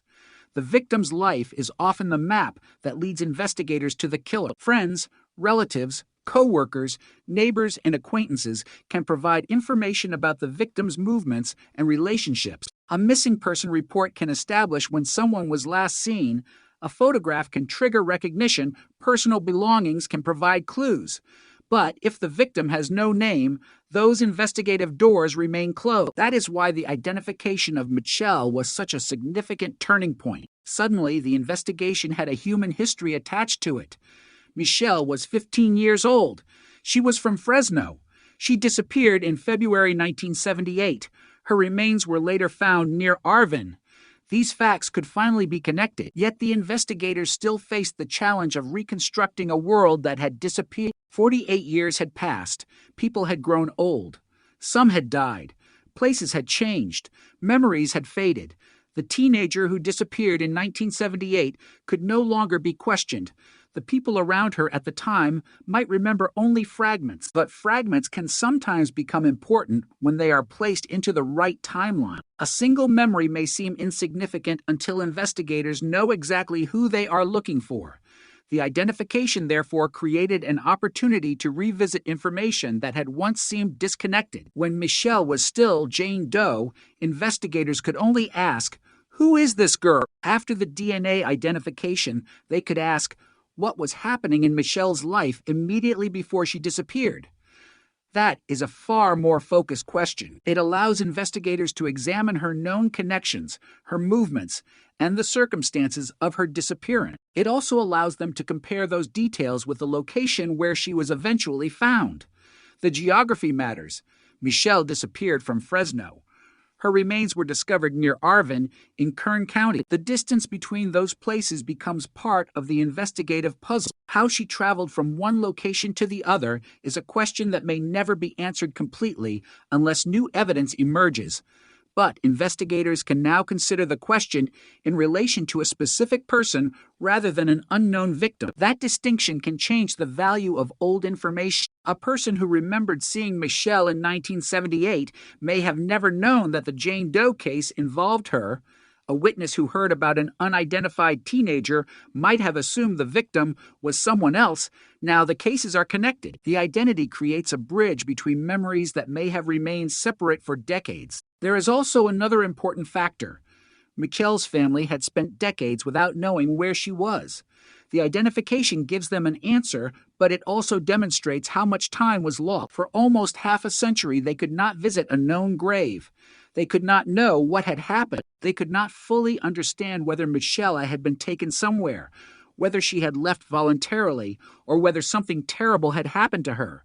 The truth was, waiting in an investigation they could not see. The Jane Doe buried at Arvin Cemetery was Michelle. The teenager they were missing had been found, but the connection remained hidden because the forensic technology of the time could not establish it. That is why the 2007 exhumation is such an important part of the case. Investigators recognized that modern DNA testing offered a new opportunity. The remains were recovered from the cemetery so biological material could be analyzed. The case was brought into the era of genetic evidence, but again, science could only take the investigators so far. The DNA profile did not immediately produce a match. The mystery survived. In 2015, the facial reconstruction represented another attempt to bring the public into the investigation. A reconstructed image could potentially produce the recognition that science had failed to generate. But again, no definitive identification followed. The case remained unresolved until the next generation of forensic techniques became available. By the time investigators turned to advanced DNA analysis and genetic genealogy, Michelle had been unidentified for almost 50 years. The scale of the passage of time was enormous. A case that began with paper files and physical evidence was now being examined through sophisticated genetic technology. Othram's work to develop a forensic DNA profile gave investigators the biological information necessary to pursue genetic genealogy. That process eventually led to Michelle's identification. The breakthrough demonstrated something important about cold cases. They are not always solved because investigators suddenly discover new evidence. Sometimes they are solved because old evidence becomes useful in a new way. The remains had existed for decades. The biological material had existed for decades.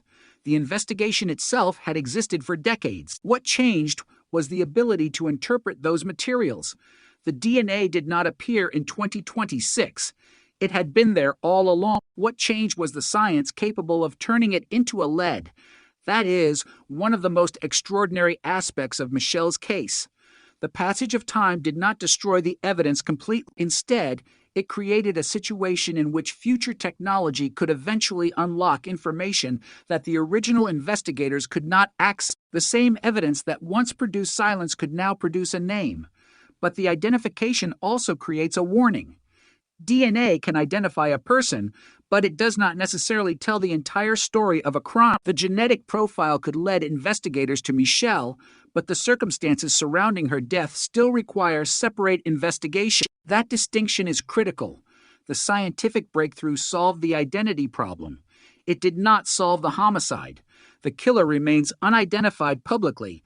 The case remains open, and investigators still need to determine how Michelle died and who was responsible. That means the next stage of the investigation may depend on more traditional detective work. Interviews, records, timelines, relationships, historical evidence, the reconstruction of Michelle's final known movements. Every surviving detail could matter.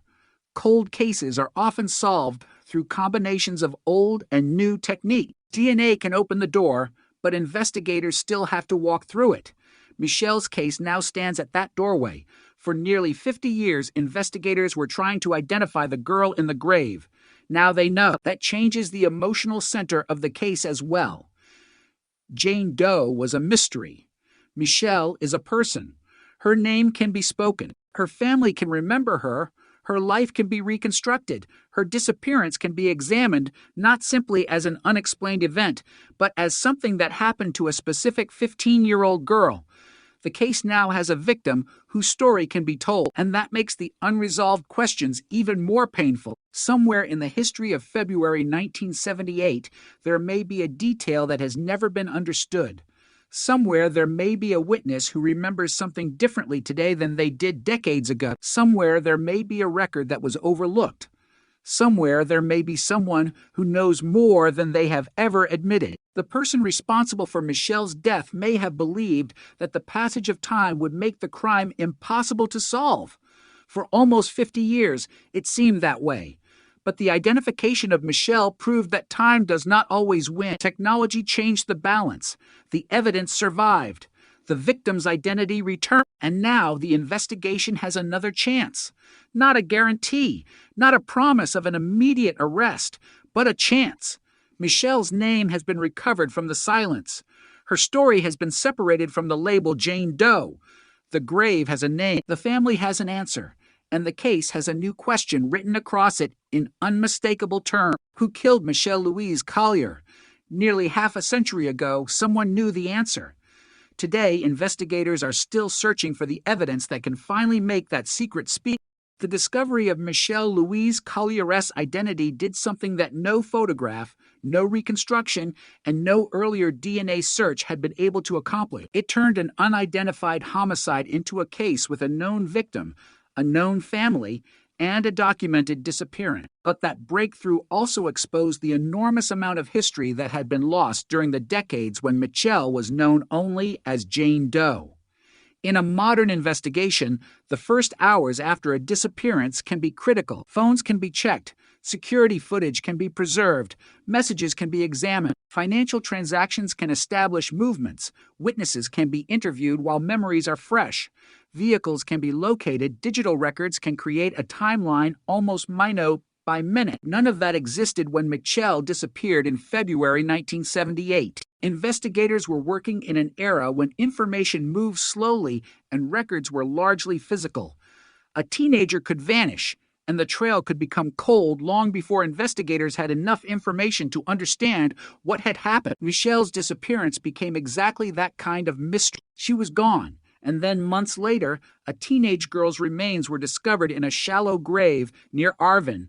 But because investigators could not identify the remains, they could not prove that the missing girl from Fresno and the Jane Doe from Kern County were the same person. That disconnect lasted for decades. The original investigation, therefore, had to operate within the limitations of its time. Investigators examined the remains and attempted to determine who the victim was. The circumstances of the burial made clear that this was not an ordinary missing person case. Someone had placed the body underground. The victim had not simply disappeared without explanation.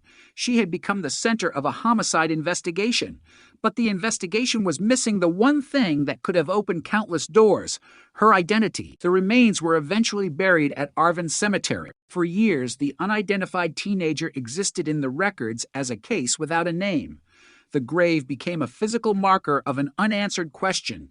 Somewhere, perhaps, someone was still looking for her, but investigators had no way to tell that family where she was. The passage of time made the situation even more difficult. Every year reduced the chance that an eyewitness would remember precise details. People moved away. Relationships changed. Records aged.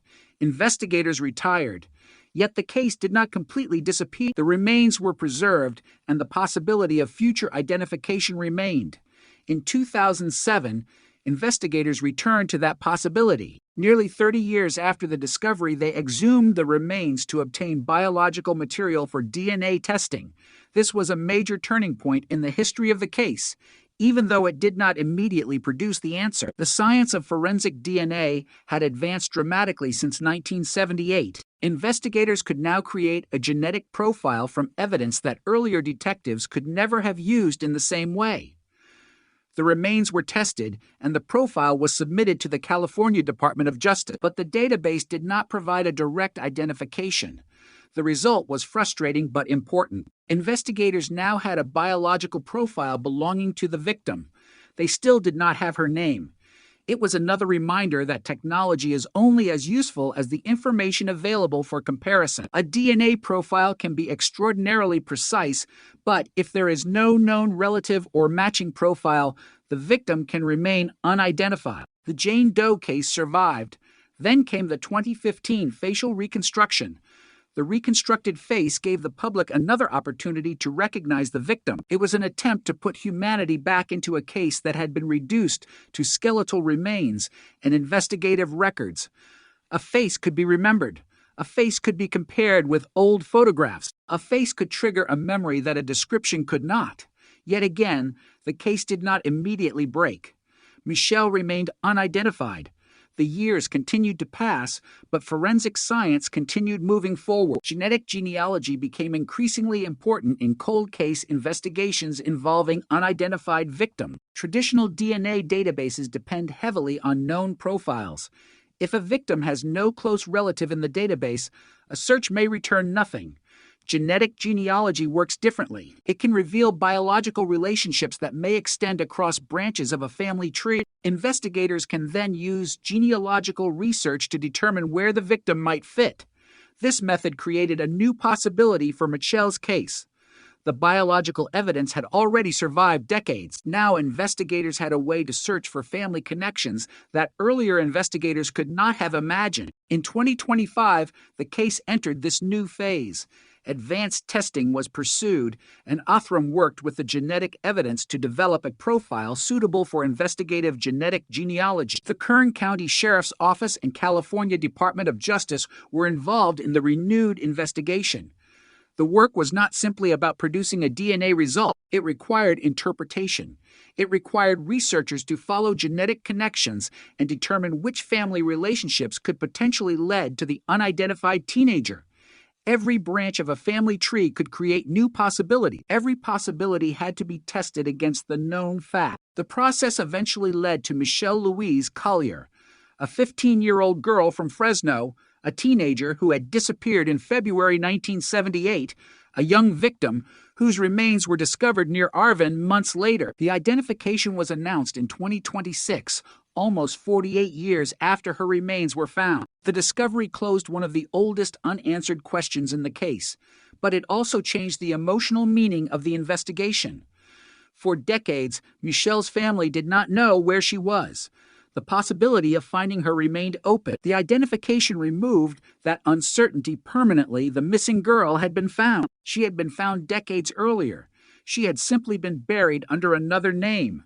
The Jane Doe label had hidden her from the people who were searching for her. Modern science finally removed that barrier. Yet the case did not become easier in every respect. In some ways, the identification made the remaining mystery more painful. Now there was no uncertainty about who the victim was. There was only uncertainty about who had killed her. The public record does not identify a perpetrator. There is no announced arrest connected to Michelle's death. The homicide remains unresolved. That means investigators still have to reconstruct what happened before and after her disappearance. The most important timeline begins in February 1978. Michelle disappeared from Fresno. Months later, her remains were discovered near Arvin. The distance between those locations and the circumstances surrounding the burial are part of the mystery. Investigators now have the ability to examine those facts through the lens of Michelle's identity.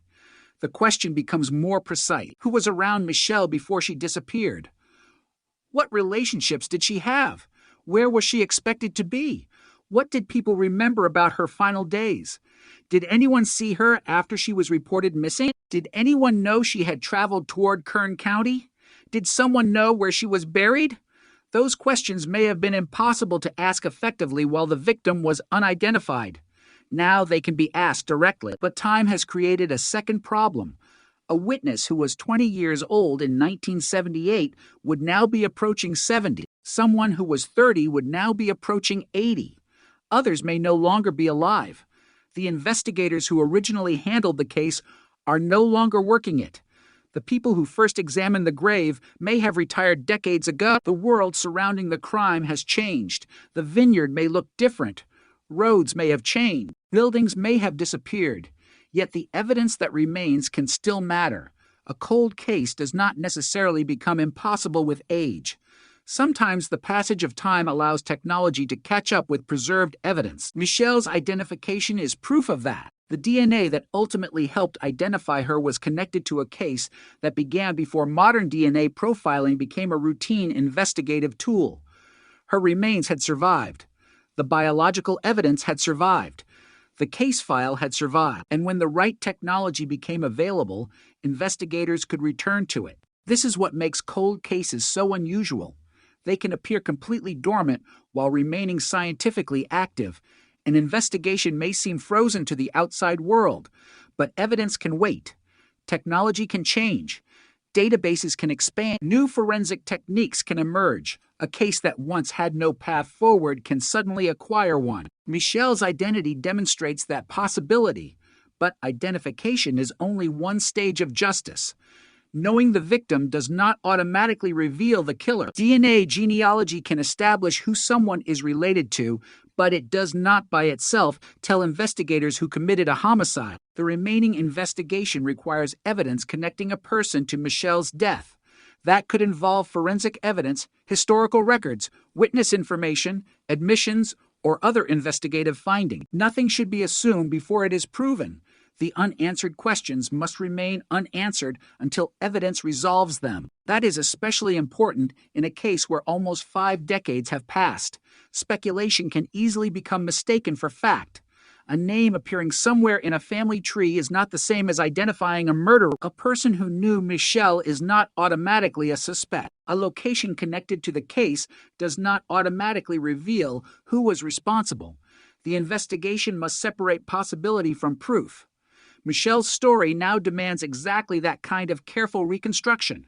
Her identity has been restored. Her family knows where she was. Her grave has a name, but the person who placed her there remains unknown publicly.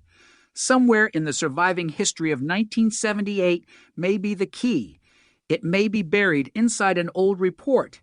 It may exist in a memory that has never been shared. It may be contained within evidence that modern science can now analyze more effectively. Or it may depend on someone who has carried the truth for decades finally deciding that silence is no longer possible. For almost 50 years, Michelle was a name nobody could recover. Now her name is known. The next step is to recover the truth behind it. For almost 5 decades, Michelle Louise Collier existed in 2 separate worlds. In one, she was a missing teenager from Fresno, a 15-year-old girl whose disappearance left the family with unanswered questions. In the other, she was Jane Doe, an unidentified homicide victim discovered in a vineyard near Arbor. The 2 identities belonged to the same person, but for decades investigators could not prove it. That separation is what made the case so difficult and what makes the eventual DNA breakthrough so significant. The discovery of Michelle's identity did not simply add a name to an old case file. It connected to investigations that had been separated by time, geography, and technology. Suddenly, the girl who disappeared in February 1978 and the teenager whose remains were discovered on June 21st of the same year were one and the same. That connection created an investigative timeline that had never been available before. But a timeline is only useful when investigators can fill it with evidence. The central mystery remains what happened between Michelle's disappearance and the discovery of her remains. Her life before that point becomes essential. Her movements become important. Her relationships become relevant. The people who knew her may hold pieces of a story that was never assembled while she was unidentified. In a case that has survived this long, even seemingly ordinary details can become significant because investigators now know exactly whose story they are trying to reconstruct. When Michelle disappeared, the world had no way of knowing that her remains would later be found in Kern County. The people who searched for her could not connect the disappearance to an unidentified victim. The investigators who found the remains could not connect the body to Michelle. That disconnect effectively divided the evidence. One investigation was looking for a missing girl. The other was trying to identify a dead teenager. Neither side had the missing piece. The problem persisted because the technology required to connect the 2 cases did not yet exist. Fingerprints and dental records did not provide the necessary identification. Later, when investigators returned to the case in 2007, modern DNA testing created a new opportunity. The remains were exhumed so biological evidence could be collected. The resulting DNA profile was submitted to the California Department of Justice, but it did not immediately produce a match. The profile was there, waiting, yet there was no name attached to it. This is an important part of the story because it demonstrates how many times the case came close to a solution without actually reaching one. The evidence had survived. The victim's biological identity had survived, but the connection to her family remained out of reach. In 2015, investigators attempted another route by creating a forensic facial reconstruction. The reconstructed face gave the unidentified teenager a visual identity. At least approximately, it offered the public something recognizable. But recognition did not come. The case continued. Years passed again. Then forensic investigative genetic genealogy changed what was possible. The basic principle was revolutionary in its simplicity. If investigators could not find a direct DNA match to the unidentified victim, perhaps they could find relatives. A distant genetic relationship could become the first thread. From that thread, researchers could build a family tree. The family tree could then be compared with the known circumstances of the unidentified person. In a case like Michelle's, that meant the possibility of moving from anonymous DNA to a specific family. The work required specialized laboratory testing and careful genealogical research. In 2025, investigators pursued advanced DNA analysis with the help of Othram. The laboratory was able to develop the forensic genetic information necessary for investigative genealogy. The effort involved the Kern County Sheriff's Office, the California Department of Justice, and National Missing Person Resource. The investigation was no longer limited to the databases available to detectives decades earlier. It could now explore biological relationships across generations. Slowly, the unidentified teenager began to emerge from the data. The process ultimately led to Michelle Louise Collier. The announcement in 2026 ended one of the most painful uncertainties surrounding the case. Michelle was no longer an unidentified victim. She was a 15-year-old girl from Fresno who had disappeared in February 1978. The remains found near Arvin were hers. The grave at Arvin Cemetery was hers. The Jane Doe file belonged to her. For the first time in nearly half a century, her family could place her name alongside the evidence. But the identification also forced investigators to confront the enormous passage of time. 48 years is longer than many entire careers. It is longer than the childhood and adulthood of an entire generation. Someone who was a child when Michelle disappeared could now be approaching retirement age. Someone who was an adult witness in 1978 could now be elderly or gone. The people who once knew the details of Michelle's life may have forgotten them. The people who knew something about her death may have spent decades believing that no one would ever ask again. That is one reason. The identification matters so much now. It gives investigators the ability to return to the case with a precise target. Instead of searching for any missing teenage girl who could fit the unidentified remains, they can focus on Michelle's known life. They can examine the people who knew her. They can review the circumstances of her disappearance. They can revisit records and information from the period with a clearer understanding of who the victim was. The case has a new center of gravity, yet there is another reality. Cold cases do not automatically become easier because a victim is identified. In some respects, the investigation becomes more complicated. Once the identity is known, the number of possible explanations expand. Investigators must determine which pieces of information are reliable and which may have been distorted by decades of memory. A witness may remember an event, but misremember the date. Another person may remember Michelle being somewhere but not remember exactly when. An old document may contain an error. A secondhand story may have changed over the years. Investigators must separate evidence from recollection and fact from assumption.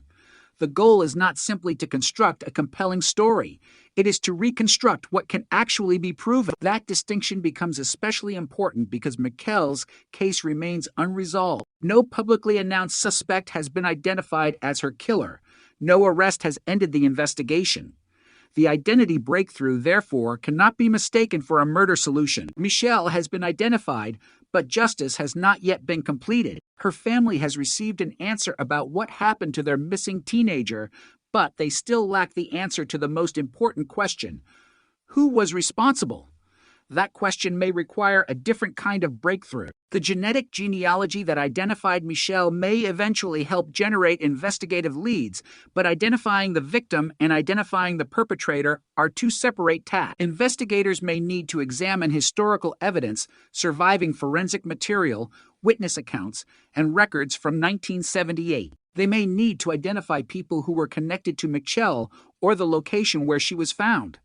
They may need to reconstruct the timeline of her disappearance and determine how she could have traveled from Fresno to Kern County. Every possibility has to be tested against evidence. Nothing can simply be assumed because it appears plausible. The vineyard itself remains one of the most important physical locations in the story. It was there that the tractor operator unknowingly disturbed the grave and brought a hidden crime to the surface. Before that moment, Michelle had been concealed underground. Whoever buried her had apparently expected the location to remain undisturbed, but the tractor changed everything. The soil was disturbed. The remains were discovered. Investigators were brought in. The existence of the crime became known. Yet the person responsible was never publicly identified. The discovery was both a breakthrough and the beginning of another mystery. Investigators knew they had a victim. They knew someone had buried her, but they did not know her name, her history, or the circumstances that had brought her there. Now, almost 50 years later, those missing pieces are beginning to reconnect. Michelle's identity creates the possibility of revisiting the entire case with new information that once appeared unrelated may become relevant. Old records can be re-examined. People can be asked questions that were impossible to ask before. And modern forensic science can be applied to evidence that has survived for decades. The passage of time has destroyed some information, but it has also created opportunity. Databases are larger. Genetic technology is more advanced. Investigators have more experience with cold cases. The methods used to identify unidentified victims have transformed dramatically. Michelle's case is evidence of that transformation. In 1978, the investigators could not give the victim her name. In 2007, DNA could be recovered, but could not produce an immediate match. In 2015, a face could be reconstructed, but still did not generate recognition. In 2025 and 2026, advanced genetic methods finally connected the victim to her family. It took decades, but the evidence finally spoke. And when it did, it revealed not a mysterious unknown woman, but a 15-year-old girl whose family had been waiting for answers. The name Michelle Louise Collier now stands where Jane Doe once stood, but the story does not become complete simply because the name has returned. A name tells investigators who the victim was. It does not tell them why she died. It does not identify the person who buried her. It does not explain what happened in the final hours of her life. Those answers remain somewhere beyond the breakthrough, and after almost 50 years, the investigation now faces the most difficult challenge of all, turning identification into accountability. The person responsible may have believed that the passage of time had erased the trail, but the case has already demonstrated the opposite. Evidence can wait. Technology can change. A buried identity can return, and once a victim has a name again, the past can become dangerous for anyone who has spent decades believing that the truth would remain buried with her.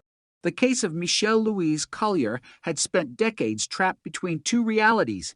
In one reality, a family was missing a 15-year-old girl. In the other, law enforcement had the remains of an unidentified teenager buried in Kern County. For almost 50 years, those realities could not be connected. Then modern genetic science finally built the bridge. But once Michelle's identity was confirmed, the investigation entered a different and potentially more difficult phase. Finding a victim's name is one problem. Finding the person responsible for her death is another. The first problem can sometimes be solved by biology. The second requires evidence that connects a specific individual to a specific crime. And after nearly half a century, that distinction becomes critical. Michelle's case is now no longer about whether Jane Doe can be identified. She can't. It is about whether the surviving evidence can reveal what happened to her and who was responsible. That question takes investigators back to the beginning. February 1978. Fresno, a 15-year-old girl disappears at the time.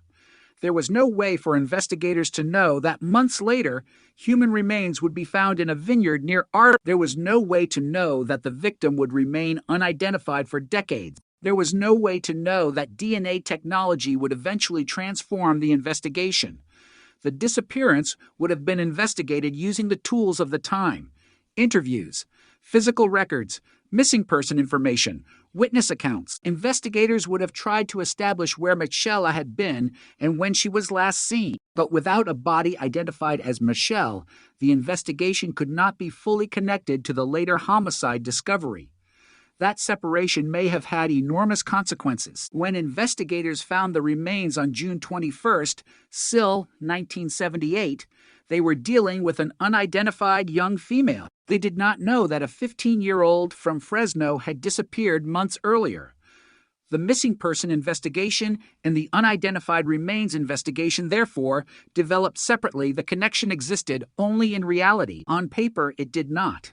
This is one of the most frustrating aspects of historical cold cases. The evidence may be present, but the connections between pieces of evidence can remain invisible. A missing person can have a family. An unidentified victim can have a grave. Yet, without an identifying link, those two investigations may never meet. Michelle's case remained in that state for decades. The victim was eventually buried at Arvin Cemetery. The family continued without answers, and the investigative file remained open in the background. The passage of time might have suggested that the case was becoming less solvable, but forensic science was moving in the opposite direction. In 2007, investigators exhumed the remains. The purpose was clear: recover biological material that could be subjected to modern DNA testing. The case was being pulled out of the past and placed into a new scientific environment. The DNA profile was submitted to the California Department of Justice, but the search did not immediately identify Michelle. That result could have been devastating. The evidence had been recovered. The technology existed, yet the name remained missing. Still, the DNA profile was valuable. It preserved a biological record that could potentially be revisited as databases and methods improved. That would become important later. In 2015, investigators created a forensic facial reconstruction. The reconstructed image gave the public a new way to see the unidentified victim. It was an attempt to transform skeletal evidence into a recognizable face, but again, the identity remained unknown. The case was still waiting for the right connection. The breakthrough eventually came through a new generation of genetic investigation. Investigative genetic genealogy had begun changing cold case work by allowing investigators to search for relatives rather than requiring a direct match. The approach could turn an unidentified DNA profile into a family network. From that network, investigators could work toward a specific individual. For Michelle, the process became possible after advanced testing was performed on evidence from the case. In 2025, investigators worked with Othram to develop the forensic genetic profile necessary for genealogy. The Kern County Sheriff's Office and California Department of Justice were part of the investigation. The goal was no longer simply to compare the victim's DNA against a limited database.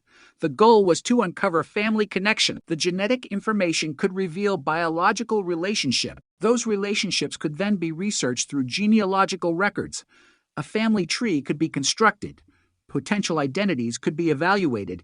Eventually, the evidence pointed toward Michelle Louise Collier. The announcement in 2026 finally connected the missing teenager from Fresno with the unidentified victim from Kern County. The discovery was extraordinary. The girl who had vanished in 1978 had not simply disappeared into history. She had been found months later. Her remains had been recovered and buried, but her identity had been lost. The family had spent decades without knowing. The investigators had spent decades without knowing. Now everyone knew. Michelle had been found, but she had been murdered. That realization transformed the emotional landscape of the case. For decades, the family had lived with uncertainty. Now there was certainty, but it came with grief. The identification could not bring Michelle back. It could only tell her family where she had been and confirm that she had died almost 50 years earlier. Yet there is another important consequence. Identification can give investigators access to a victim's history. Before Michelle's identity was known, detectives could not confidently connect the Jane Doe remains to people who had known Michelle. Now they can. They can ask who knew her.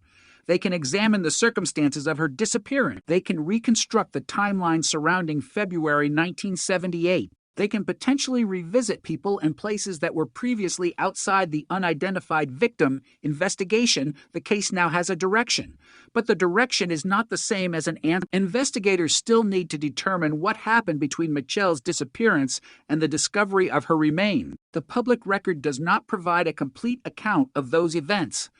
That means the most dramatic questions remain unanswered. Who was the last person known to see Michelle? What circumstances surrounded her disappearance? How did she get from Fresno to the area near Arvin? Who knew where she was? Who knew about the burial site? Did the person responsible act alone? Was anyone else aware of what happened? These questions should not be answered through speculation. Almost 50 years of uncertainty creates a temptation to fill the gaps with assumptions. But cold case investigations depend on evidence. A theory is not a fact. A possibility is not proof, and a person who appears in a historical record is not automatically responsible for a homicide. Investigators must build a case that can withstand scrutiny. That challenge is made harder by the age of the investigation. People who might have provided information in 1978 may no longer be available. Memories may be incomplete. Physical locations may have changed. Documents may have been lost, but not everything disappears with time. Some evidence can survive remarkably well. DNA is one example. Michelle's identity proves that. The biological evidence recovered from the remains existed for decades before investigators had the ability to use it effectively. The technology changed, not the evidence. That principle may be important in the next stage of the case. If biological evidence connected to the crime still exists, modern forensic methods could potentially provide information that was impossible to obtain decades ago. Investigators today have tools that did not exist in 1978. They can analyze genetic material at levels that earlier laboratories could not. They can search databases that have grown dramatically. They can use genealogical techniques to identify relationships. They can revisit evidence with knowledge gained from thousands of other cold cases. But science cannot manufacture evidence that no longer exists. That is why preservation matters. The fact that Michelle's remains were preserved long enough for modern DNA testing to identify her is itself significant. It demonstrates the value of maintaining evidence even when a case appears to have reached a dead end. A case can be dormant without being dead. That is exactly what happened here. The Jane Doe case survived. The biological evidence survived. The investigative file survived.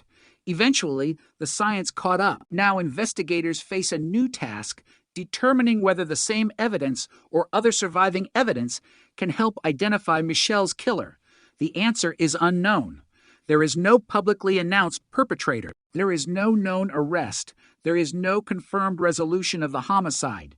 The case remains active. That means every new piece of information matters. A family connection can matter. A historical record can matter. A forgotten photograph can matter. A person who remembers Michelle can matter. A statement made decades ago can matter. A piece of physical evidence preserved since 1978 can matter. The identification has opened all of those possibilities. Before the DNA breakthrough, investigators were searching for a girl whose name they did not know. Now they are searching for the circumstances surrounding the death of Michelle Louise Collier. That difference is enormous. It turns an anonymous case into a personal one. It gives investigators a victim whose life can be reconstructed. It gives the family a story that can finally be told. And it gives the investigation a chance to ask questions that were impossible to ask for decades. But the passage of time has not disappeared. Nearly 50 years still stand between the investigators of 1978 and the investigators of today. That time has taken away information, memories, and people, yet it has also created something else. Perspective. The world now knows that cold cases can survive long enough to be transformed by science. Michelle's identification is proof. A teenager who had been nameless since 1978 now has her name back. The grave has an identity. The family has an answer. and the case has a renewed purpose. But the most important questions still wait. Somewhere in the distance between Fresno and Arvin, between February and June of 1978, between the last known moments of Michelle's life and the discovery of her grave, something happened. The person responsible has never been publicly named. For decades, the silence held. Now, Michelle's name has broken that silence. The next breakthrough, if it comes, will have to do more than identify a victim. It will have to explain what happened to her. The moment Michelle Louise Collier was identified, the case changed from an anonymous mystery into a personal investigation. For nearly half a century, investigators had been searching for the identity of a teenage girl whose remains were found in a vineyard outside Arvin. Now they knew her name. They knew she had been 15 years old. They knew she had disappeared from Fresno in February 1978. They knew that the remains discovered on June 21st, still 1978, belonged to her. But knowing who the victim was did not automatically reveal the path that led to her death. In fact, the identification exposed the enormous gap that still existed between the beginning and the end of the story. Michelle had a life before she disappeared. Someone knew that life.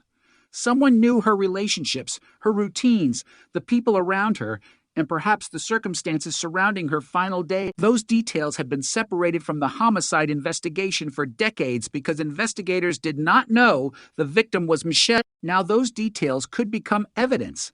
That is why identification is such a powerful turning point in a cold case. It does not simply answer a question. It changes every question that follows. Before the breakthrough, investigators could only ask who Jane Doe was. After the breakthrough, they could ask who Michelle was, where she had been, who knew her, and what happened immediately before she disappeared. The difference is enormous. A victim's identity creates a framework.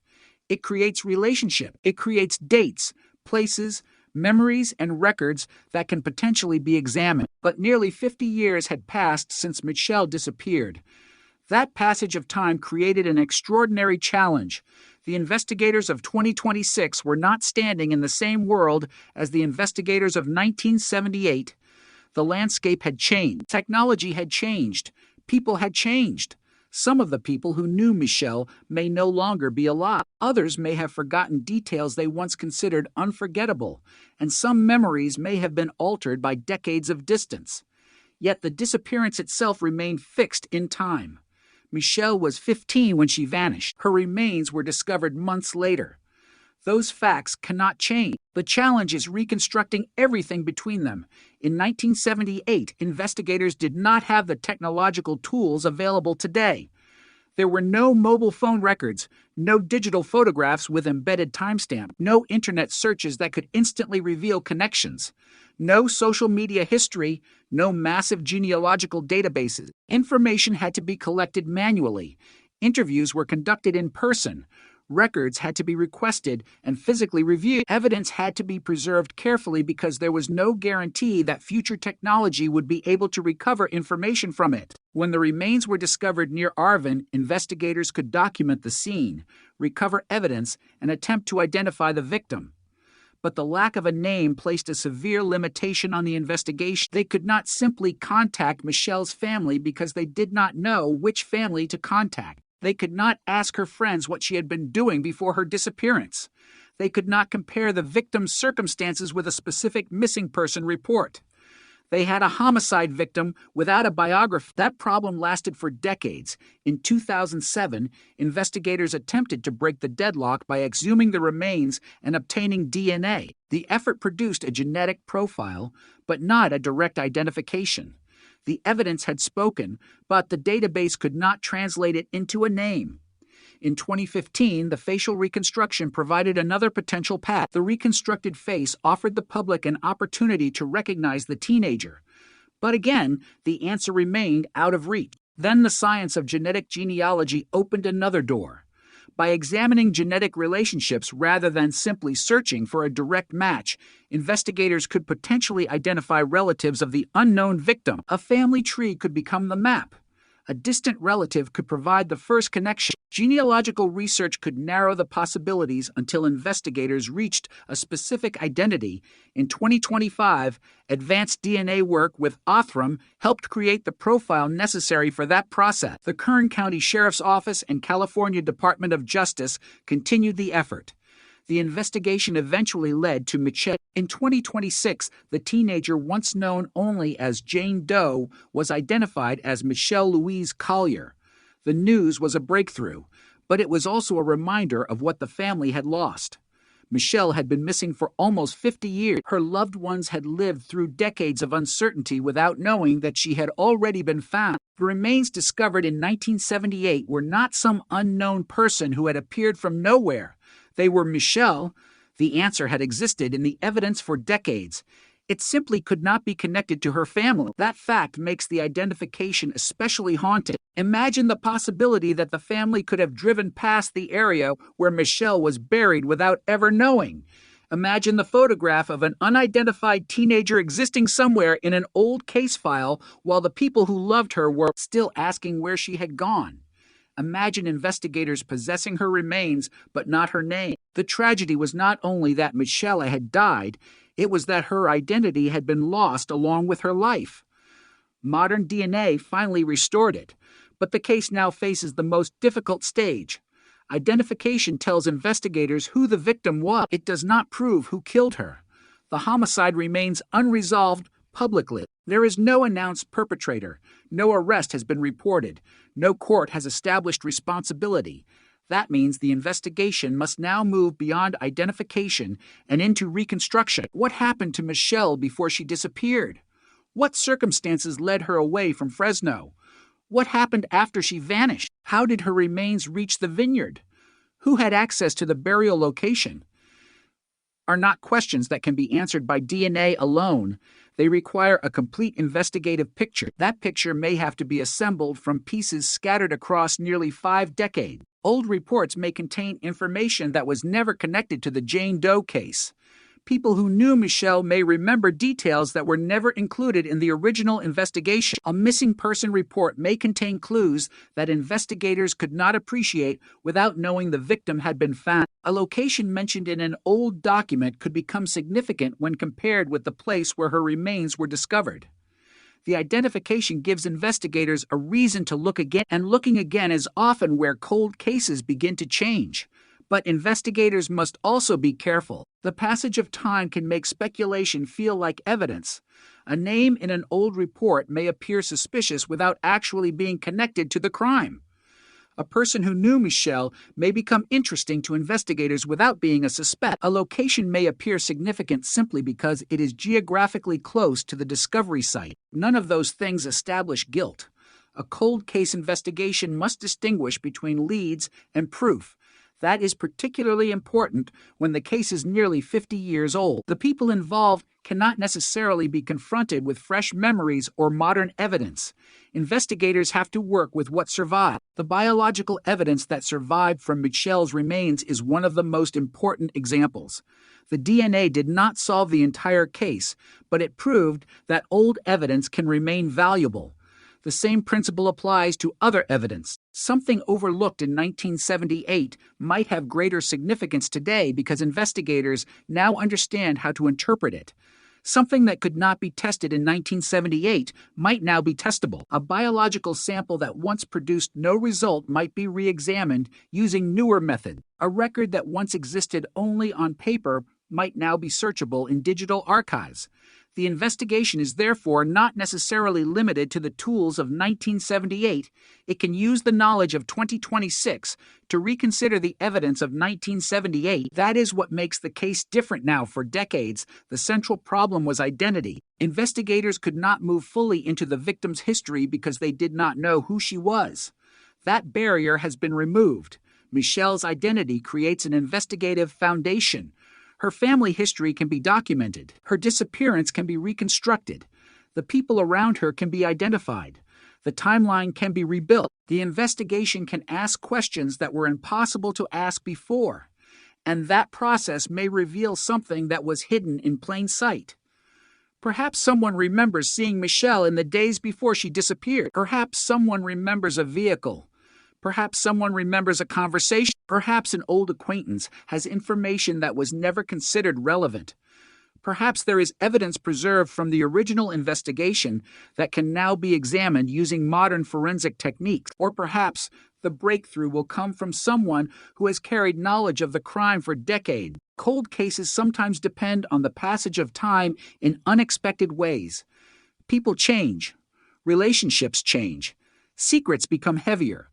Someone who remains silent for years may eventually decide to speak. Someone who once protected another person may no longer have a reason to do so. Someone who believed the case would never be solved may realize that forensic science has changed. Michelle's identification sends a message that the past is not necessarily unreachable. The evidence survived. The victim was identified. The case moved again.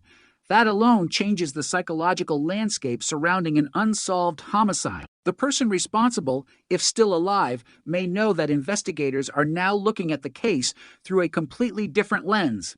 The victim has a name. The family knows. The investigators have new technology. The case is no longer an anonymous file. It is the story of Michelle Louise Collier, a 15-year-old girl whose life ended in circumstances that remain unresolved. The question now is whether the remaining evidence can bridge the final gap between her disappearance and the person responsible. The first gap was closed by DNA. The second may require something else. It may require another scientific breakthrough. It may require a forgotten witness. It may require a record hidden for decades. Or it may require someone to finally tell the truth. Whatever form that answer takes, the investigation has reached a point it had never reached before. For almost 50 years, Michelle's name was missing. Now her name is known. And when investigators say the case is still open, they are no longer searching for Jane Doe.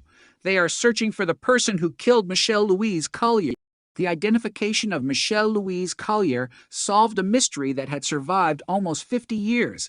But it also created a new urgency around everything that remained unknown. For decades, the investigation had been constrained by a single devastating fact.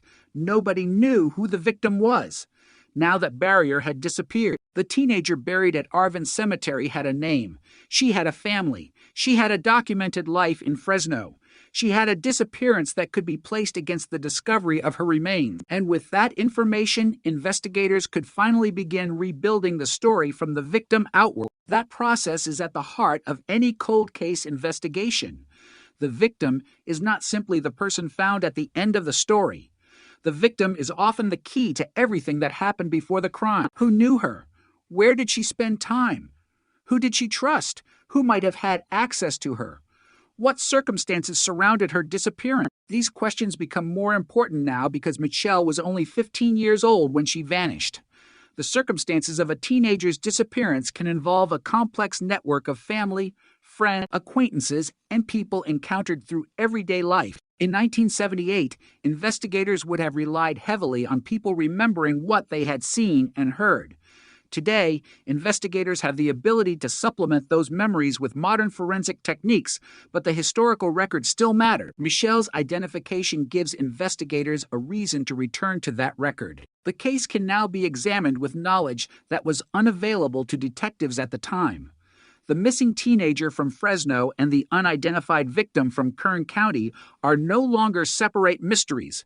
They are one case. That connection may seem obvious now, but it was impossible to establish for decades. The remains were discovered on June 21st, Sill 1978, in a shallow grave in a vineyard near South Wheeler Ridge, road outside Arvin. The victim was young. She was eventually buried at Arvin Cemetery, but the investigators did not know they had found Michelle. Her family did not know Michelle had been found. The two sides of the case remained separated by the absence of identification. When the remains were exhumed in 2007, investigators were attempting to break that separation through DNA. The genetic profile was developed and submitted to the California Department of Justice, but no direct identification resulted. That failure did not mean the evidence was useless. It meant the technology and databases available at the time could not make the necessary connection. The case continued waiting. In 2015, a forensic facial reconstruction offered another potential route to recognition. The reconstructed face attempted to turn an unidentified set of remains into a person the public might recognize. But recognition did not come. The case remained unresolved. Then genetic genealogy created a new possibility. Instead of searching for a direct match, investigators could search for relatives. The DNA could potentially reveal a family network even when the victim herself was absent from conventional databases. In 2025, advanced testing in genetic genealogy became central to the renewed investigation. Othram worked with the available biological evidence to develop the forensic profile. The Kern County Sheriff's Office and California Department of Justice were involved in the effort. The investigation ultimately led to Michelle Louise Collier. The identification was announced in 2026. The result was extraordinary because it demonstrated that the evidence had never truly stopped existing. The biological information had been preserved. The case file had survived. The grave had remained part of the historical record. What changed was the ability to interpret the evidence. Modern science transformed an old biological sample into a family connection and eventually into a name. But now, investigators face a different problem. The identity of the victim is no longer a mystery, but the circumstances of her death remain unclear publicly. The person responsible has not been publicly identified. There has been no announced arrest. There has been no courtroom verdict. The homicide remains an open investigation. That means the next stage depends on reconstructing the events surrounding Michelle's disappearance. The timeline begins with her disappearance from Fresno in February 1978. It ends with the discovery of her remains near Arvin in June. The space between those two events is the critical period. Somewhere inside that gap is the story investigators need. But because the case is almost 50 years old, reconstruction will require patience and caution. Historical investigations are vulnerable to inaccurate memory. People remember events differently after decades. Some details become clearer with time. Others become distorted. A person may confidently remember something that happened in 1978, but unknowingly place it in the wrong month. Another person may remember a face, but not a name. A third may remember hearing something, but not remember who told them. Investigators have to compare those accounts with surviving records and physical evidence. The goal is not to create the most dramatic explanation. It is to establish what can actually be proven. That is especially important because a cold case can attract speculation. When a victim has been unidentified for decades, people naturally try to fill the gaps.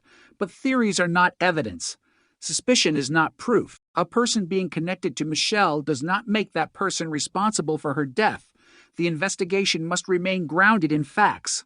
What investigators now possess is something incredibly valuable: a confirmed identity. Michelle's name provides a foundation for reviewing the original investigation. Her family history can be examined. Her disappearance can be compared with the unidentified remains. People who knew her can potentially be identified and interviewed. Records from the period can be revisited. The location where her remains were found can be studied in historical context, and forensic evidence can potentially be re-examined using modern technology. This is where the evolution of DNA science becomes particularly important. The original investigation could not use DNA profiling in the way modern investigators can. When the remains were exhumed in 2007, DNA testing produced a profile but not an identification. Today, forensic laboratories can extract and interpret genetic information from difficult samples using techniques that were unavailable decades ago. The successful identification of Michelle proves that the evidence preserved from the case still has scientific value. That raises an important possibility. If other biological evidence was preserved, modern testing might potentially provide information that earlier investigators could not obtain. But that possibility must remain exactly what it is: a possibility. There has been no public announcement establishing that new forensic testing has identified Michelle's killer. The identity breakthrough and the homicide solution are separate stages. Michelle has been identified. The killer has not been publicly identified. That distinction must remain clear. Yet, even without a suspect, the identification itself changes the investigation's reach. The case can now be placed within Michelle's life. Investigators can ask who she was with before she disappeared. They can examine where she was expected to be. They can investigate whether anyone noticed unusual circumstances around the time she vanished. They can compare information from the original missing person investigation with the homicide evidence discovered months later. These questions could reveal connections that were invisible when the victim was unidentified. There is also the question of geography. Michelle disappeared from Fresno while her remains were discovered near Arvin. That geographical separation is part of the mystery. Investigators may need to reconstruct how Michelle could have traveled between those locations. The answer may depend on transportation, acquaintances, or circumstances that are no longer easy to document. In 1978, travel did not leave the digital traces that modern travel does. There were no smartphone location records, no GPS history, no digital traffic cameras preserving every movement. A person could travel across California without generating the electronic evidence investigators rely on today. That makes historical reconstruction especially difficult, but it does not make it impossible. Old photographs, letters, school records, employment records, family memories, police reports, and witness statements can all become pieces of a timeline. A cold case investigator is often forced to work like a historian and a detective at the same time. The goal is to reconstruct a vanished world accurately enough to identify the people and events surrounding the crime. Michelle's case now offers that opportunity. Her identity provides the anchor. Everything else can be organized around it. The question becomes whether enough of the old world remains to reveal what happened. Nearly 50 years is a long time for a secret to survive. People build new lives. They move. They marry. They have children. They change careers. They lose contact with old acquaintances. They may convince themselves that the past is no longer relevant. But a homicide does not disappear simply because people stop talking about it. The victim remains dead. The evidence remains part of the record, and sometimes the technology changes. Michelle's case demonstrates that the past can suddenly become active again. The identification in 2026 means that a case, once defined by anonymity, is now defined by a name. Michelle Louise Collier, 15 years old, missing in February 1978, found in a vineyard in June. Unknown for nearly 48 years, identified through modern forensic genetic investigation, her family finally knows what happened to their missing daughter. But the investigation still carries an unfinished sentence. Michelle was found. Michelle was identified. Michelle was returned to her name. But who killed Michelle? That question remains.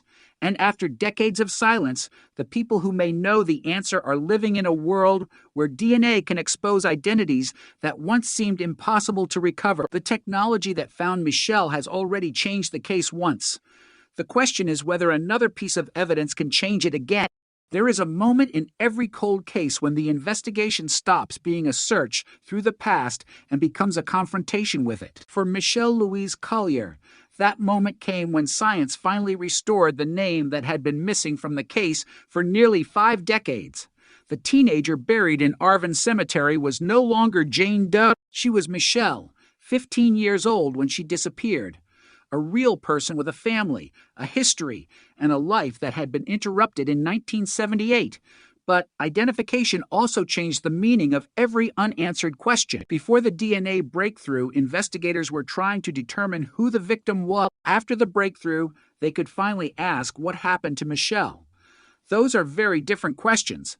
The first can be answered through genetics. The second requires reconstruction, evidence, and time. And time is the one thing this investigation has never had on its side. Almost 50 years had passed since Michelle disappeared. The world around the case had changed beyond recognition. The technology available to investigators in 1978 was primitive compared with what exists today. Even the language of forensic science had changed. DNA profiling was not yet the tool that it would become. Genetic genealogy was decades away. Digital databases did not exist in their modern form.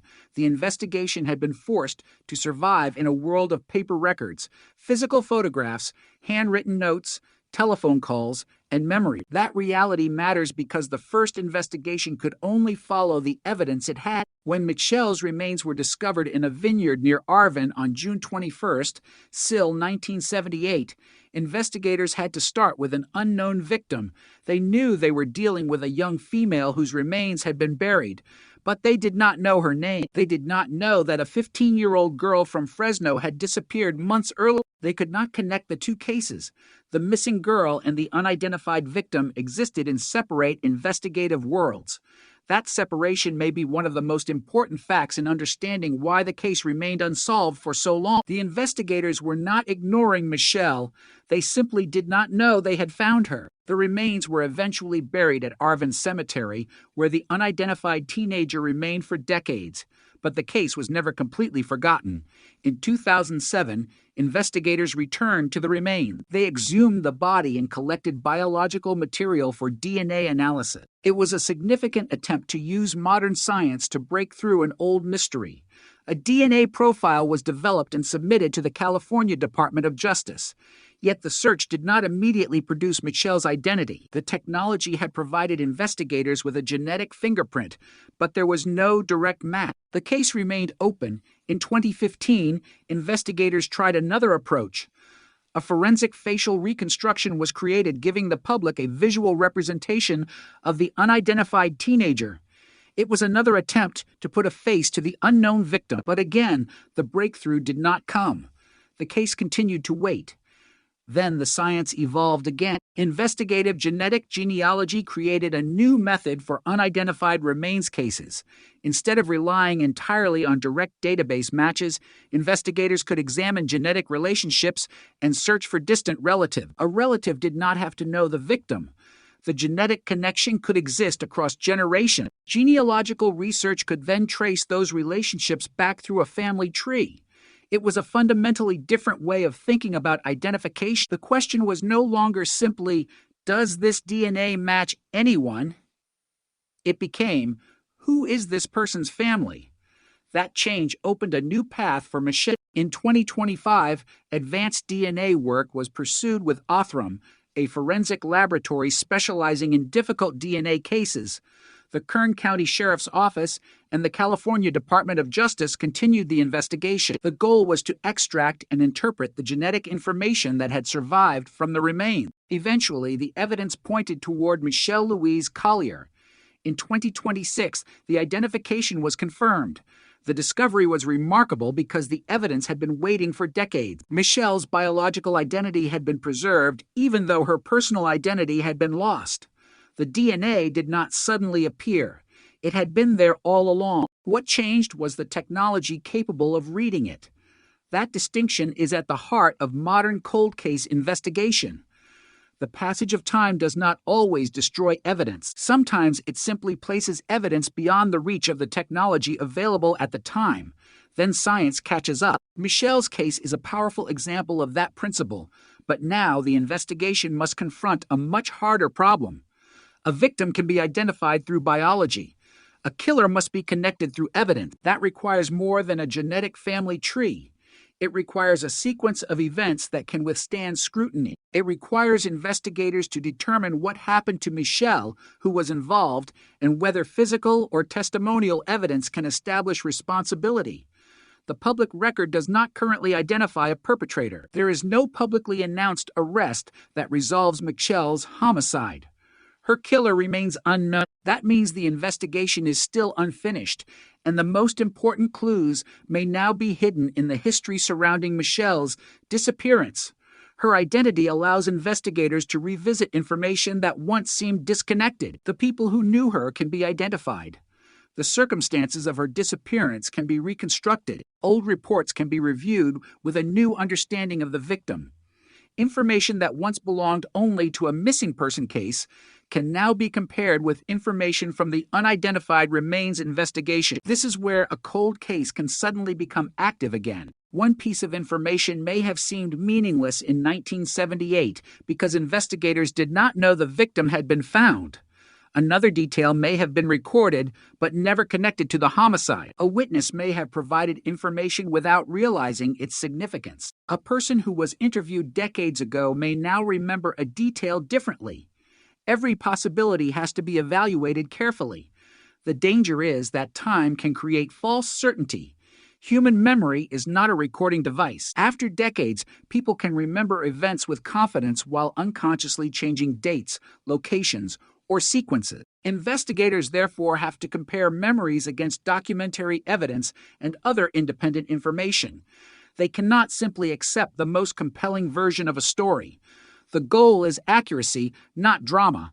Michelle deserves nothing less. Her identification has already demonstrated the importance of accuracy. For almost 50 years, the victim was described through incomplete information. She was a Jane Doe. Now the historical record can finally be corrected. The same standard must apply to the rest of the case. Her killer cannot be identified through assumption. Responsibility cannot be assigned because someone seems suspicious. A person who knew Michelle is not automatically connected to her death. A person who lived near the discovery site is not automatically a suspect.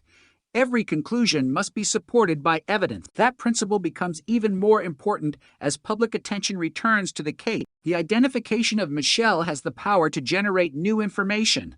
Someone who recognizes her story may remember something from 1978. Someone who knew her may realize that a detail they dismissed decades ago could matter. Someone who encountered an unidentified victim case years ago may now recognize the connection. The public can become part of the investigative process, but public attention can also produce misinformation. Old rumors can resurface. Unverified theories can spread. Names can be associated with crimes without evidence. That is why investigators must distinguish between a lead and a proven fact. A lead is something that can be investigated. Proof is something that can establish responsibility. The difference can determine whether a case truly moves forward. Michelle's case now has a lead that was impossible for decades: her identity. That identity creates access to her family history and her personal history. It allows investigators to reconstruct her world. It also gives the public something that had been missing for almost 50 years: a name to remember.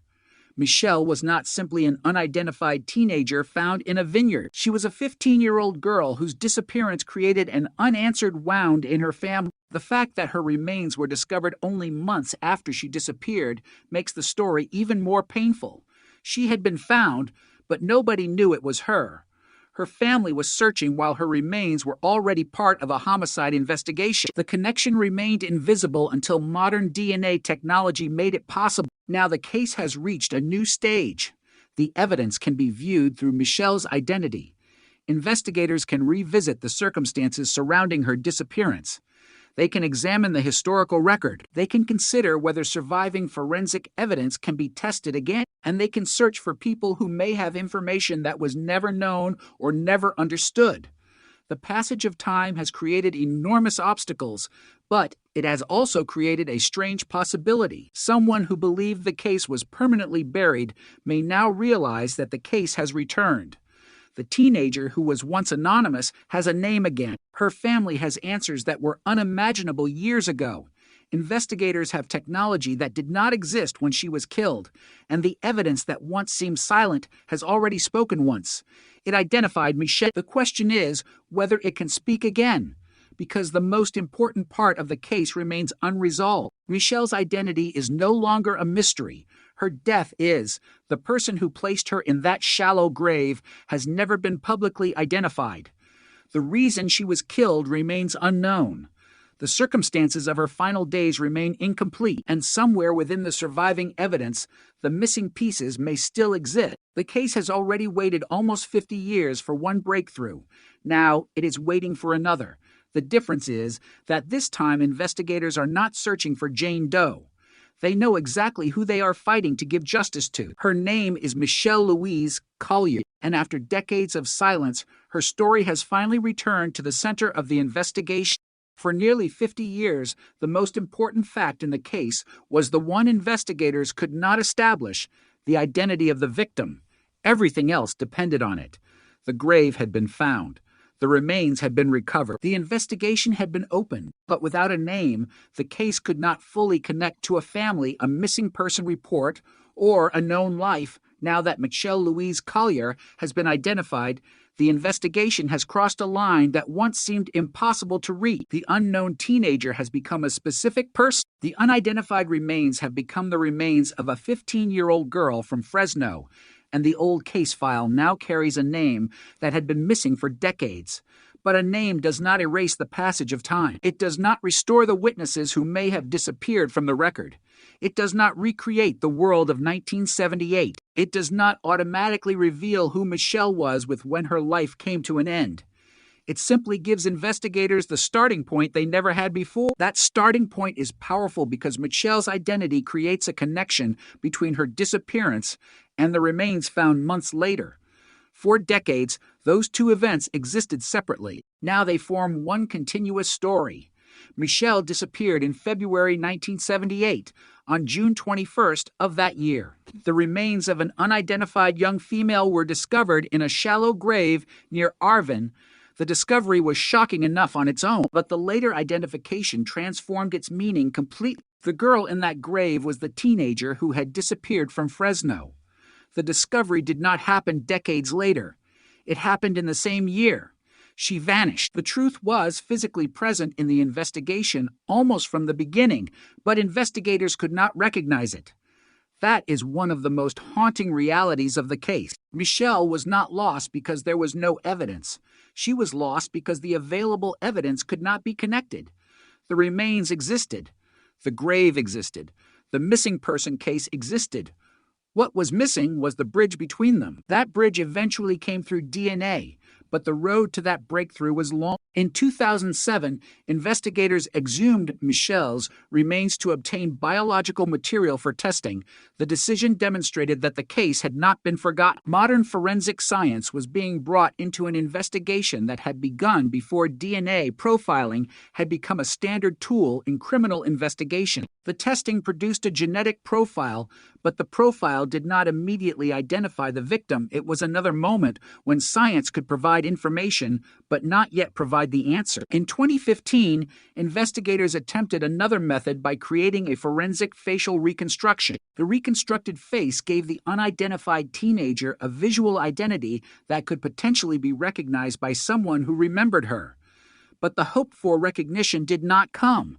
The case remained unresolved. Then the development of investigative genetic genealogy changed what investigators could attempt. Instead of depending solely on a direct match in a traditional DNA database, investigators could look for genetic relatives and use those relationships to build a family tree. The technique could transform an anonymous biological profile into a genealogical pathway for unidentified victims that could mean the difference between another dead end and a real identity. In the renewed investigation, advanced DNA testing was pursued, with Othram involved in developing the genetic information needed for genealogy. The Kern County Sheriff's Office and the California Department of Justice were involved in the investigation.